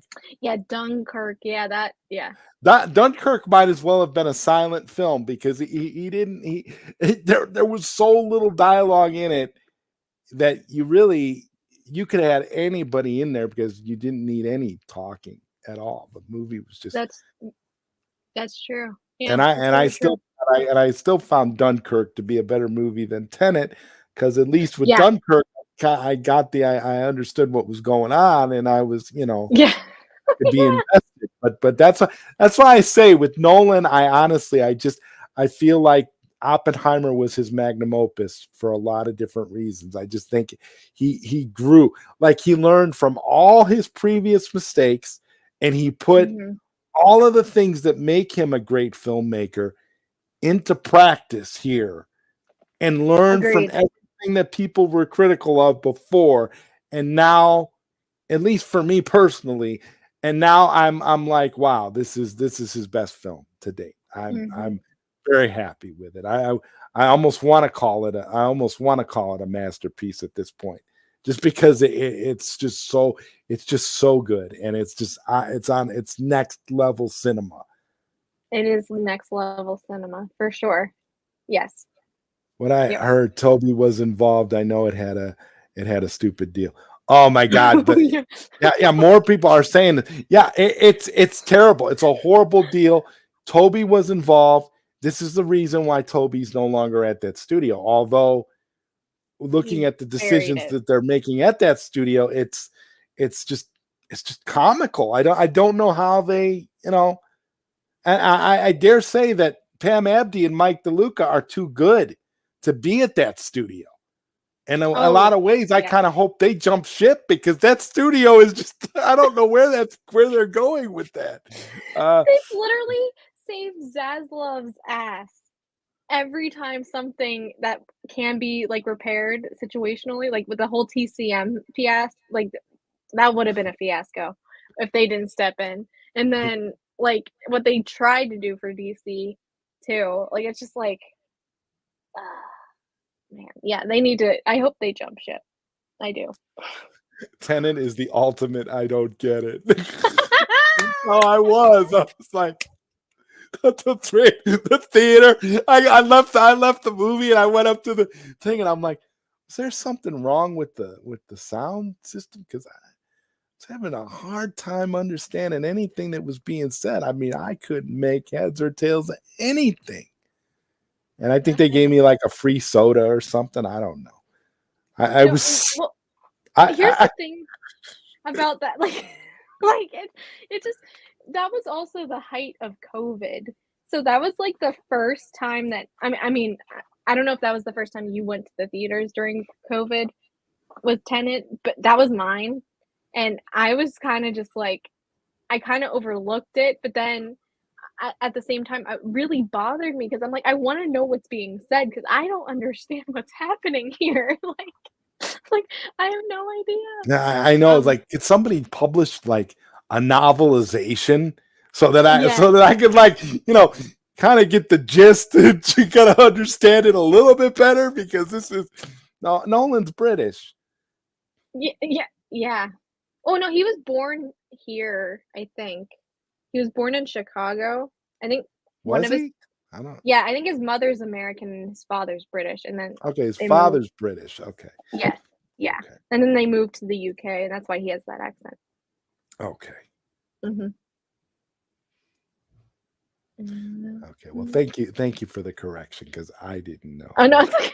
I was just guessing. I didn't know. I was like, oh, he's British. He has a British accent. He's British. No, yeah, but his accent's a little it's different though from because of the fact that I think he went back and forth between like the UK and the US growing up. So his like accent's a little like you can tell he's British, but it's not like typical British sounding. Yeah, yeah. Mhm. Also, Nolan should make a Quantum Break movie. I could see that. One of Nolan's biggest influences is Michael Mann. They both don't like using ADR in the films and have very confusing sound design. Yeah, That Michael makes Mann sense. is another Yeah. one that Miami Vice movie that he did I don't think I saw that. with I think he did it with Colin Farrell and Jamie Foxx. It was the Oh. sound was a little bit the sound design on that was a little bit weird. The dialogue was very Nolan like. Not as bad as Tenet, but still pretty bad. Yeah, Dunkirk, Dunkirk worked given that it was of the type of movie that it was. Yeah, I agree. And Kevin says, love me some Chris Nolan. Dude is obsessed with time. He really is. He really is. I love that though. I love that. Universal should buy WB and DeLuca should be put in charge. I actually think that's what's going to happen. I think that that Comcast, which is the parent company of Universal, is going to buy WBD, and then Christopher Nolan can step in and help his friend Zach reestablish the Snyderverse. I mean, it's possible. Speaking of which, I don't get the hate that you're getting on Twitter for. Well, actually, I do. From what I heard about about Nolan. Yes, and Universal. Like people are literally bots, whatever, are like they're like coming after you. I'm like, if you notice, I've completely given up on trying to even respond to that thread. See, that's what happens to me. If I put something out, I'll respond here and there. Mm-hmm. But what I notice is you get a lot of the same kind of stupid comments. So even if you answer, it's a lot like I don't know. It's a lot like I don't know. Maybe we could say it's a lot like this. Why you on my Twitter? Why you on my Facebook? Why you on my Tumblr? Why are you DMing me? Sis, why you...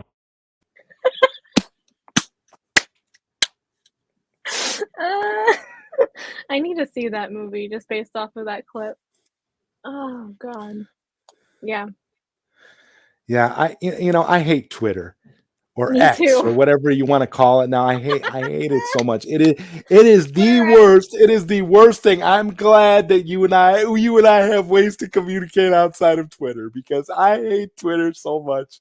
It's like I try to limit for my own mental sanity. I try to limit the amount of time that I spend on that platform, because it's so trash.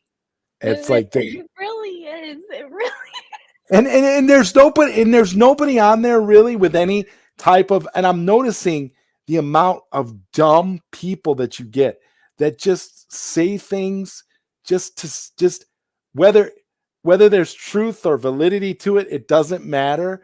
It's like they just type to type because they want to have something to say. They want to feel important. So they reaction. come into your thread and say anything. Like I love the guy that came in and literally said that Christopher Nolan didn't produce any of the Zack Snyder's Justice League. Christopher Nolan didn't produce it. And then I literally showed a screenshot of Nolan's filmography, and it literally lists him as a producer on every single one of Zack Snyder's films, including Zack Snyder's Justice League. And then he says, "Oh, I don't think that's correct. That's fake. That's not even." It's like I literally went right to Google and just took the screenshot directly from Google. I didn't even, it took 3 seconds. All you had to do was put in Christopher Nolan's filmography and it comes out. And it's like, it's that easy to independently verify stuff. I don't have basic facts. This is when I realized Twitter, basic facts don't apply to these people. These people are in their own reality. And the only thing that matters to these people in this reality is agreeing with people they like and disagreeing with people that they don't. So if they don't like you, whether they'll argue with you whether or not the sky is blue just because they don't like you. So it doesn't have anything to do with whether or not you're speaking the truth or not. And I realized this. And so now I try to spend as little time on there as possible, because not only are these people not worth responding to, but you realize that they're only doing it because they're friends with people who don't like you, or they are people that don't like you and they're just using burner accounts, which is another amazing phenomenon on Twitter. I've only got my one ZodWriter. I'm ZodWriter on every platform I'm on. I don't have any other alter egos or any other handles or other nothing. If it's not ZodWriter, it's not me. Yeah. Period. Mm-hmm. And so I couldn't imagine these people that have all this time in the world to just create burner account after burner account and be on nothing but Twitter all day just to go after people they don't like. That's a sad existence. That's like, what? Oh my God, why would you do that? Like, I want to spend time around people that enjoy my company and want to be around me. Why would I want to spend my time constantly going back and forth and going with people I disagree with, when in reality, these people aren't even, they'll argue with you about anything because they don't like you, whether you're right or not. It makes me question whether or not, like, if they're just bots. Like, honestly, if they're just bots. But then it's like, if it is an actual person that's making those accounts and just like doing all that stuff, like, it's a whole new low. And it is a sad existence. I feel bad, honestly. That what I'm hoping for is that changes with Twitter, where with X, where it'll be harder for people to create fake accounts.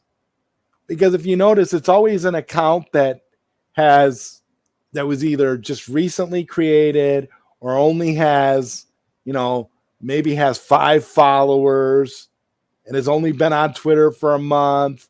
It's never anybody that has any kind of established account that's going at you. It's always people that are just, that's how it's all fake.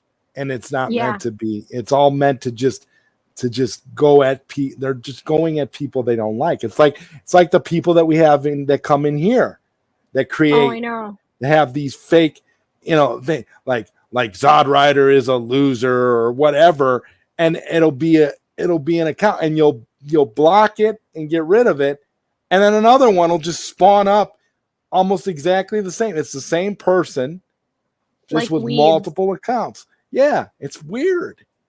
It's like just weird. Criminals. Yeah, criminals. Like Charles Briggs with the $5 super chat. Joe Zod and Apass. Don't forget about the deal Emmerich inked for J.J. Abrams, where they licensed WB out for half $500 million and made nothing. Yeah. Never forget. He was that J.J. Abrams was laughing all the way to the bank, Charles. J.J. Abrams was just on a whole nother level of oh my God, like he's like, yeah, pay me for doing nothing. I'm gonna go home and watch Batman the Animated Series, like, and make my own version of Batman the Animated Series, and I'll hire Bruce Timm for it. Yeah, and it made no sense. It's like, what are you? It's like you pay him all this money, and then he's not doing anything for you. He's just nothing. Even didn't the Black Superman project get officially canned? Yeah, it got officially canned. Yeah.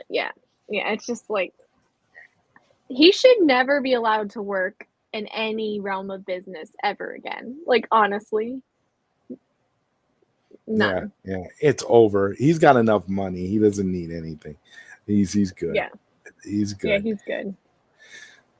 Wow, I am really excited now. I'm like totally looking forward to whatever our next I Don't Get It stream is going to be about, because we've thoroughly talked about Oppenheimer. We've talked about Barbie. We didn't really get into any AI stuff tonight, but we have been going. We've gone over 2 hours, so I think we've pretty much said all we could say. So I don't know, Apass, your final thoughts on Barbenheimer? Barbenheimer. It is a pop cultural moment and a historic thing, I think, for cinema. Whether we like that or not. In terms of Barbie, but anyway, yeah, I just think that it's rejuvenating the theater going experience, which I couldn't be more happier about that. So yeah, yep. and I think on our next show we can kind of have more of a deep discussion about how studios are unrealistic when it comes to the bottom line and the box office money that they expect to make from films. Because what Barbie and Oppenheimer are proving is that if you give audiences something that feels like an event that they want to be part of, they'll go see it, as opposed to just churning out any garbage and expecting people to pay money, and not just pay money, but make all that effort to have to go and commute to the theater, go to the theater, sit in a theater. It takes effort to do that. And this is why I find this so laughable. This is why you're seeing Flash as the number one video on demand movie right now. That movie is making money video on demand. Why? Because it's not that people didn't want to see the movie. It's that people didn't want to make the effort of going to the movie theater and all this and supporting a greedy, corrupt studio. That's what it is. It's like, yeah, I'll watch it at home, but I'm not gonna actually make the effort and do all of this. Warner Brothers doesn't deserve that. And the only reason Barbie is succeeding is for the reasons we talked about. It has cultural impact. It's a cultural event. It's a live action meme. So therefore, It's going to succeed. It's going to be successful. And probably by the time we do our next show, it'll probably come cross close $1 to billion. or have crossed the billion mark. So the difference I think between Oppenheimer and Barbie, not only because Barbie we unpacked, Oppenheimer we digest, but like it's Oppenheimer is literally like an event film, which is why I think it's doing well in its own right. And then Barbie is a live action meme, and they both come out on the same weekend, so it's like it's a pop cultural moment for sure. So absolutely. yeah. So with that, ladies and gentlemen, thank you for joining Thank Apass you. and me for I Don't Get It. And we will be back again probably in 2 weeks. That seems to be our pattern of every 2 weeks we do a show, because it gives us plenty to talk about and plenty to unpack or digest depending on what we're talking about. So expect big things, expect more in the future. We will be back. Good night, everybody. Thank you. Good night.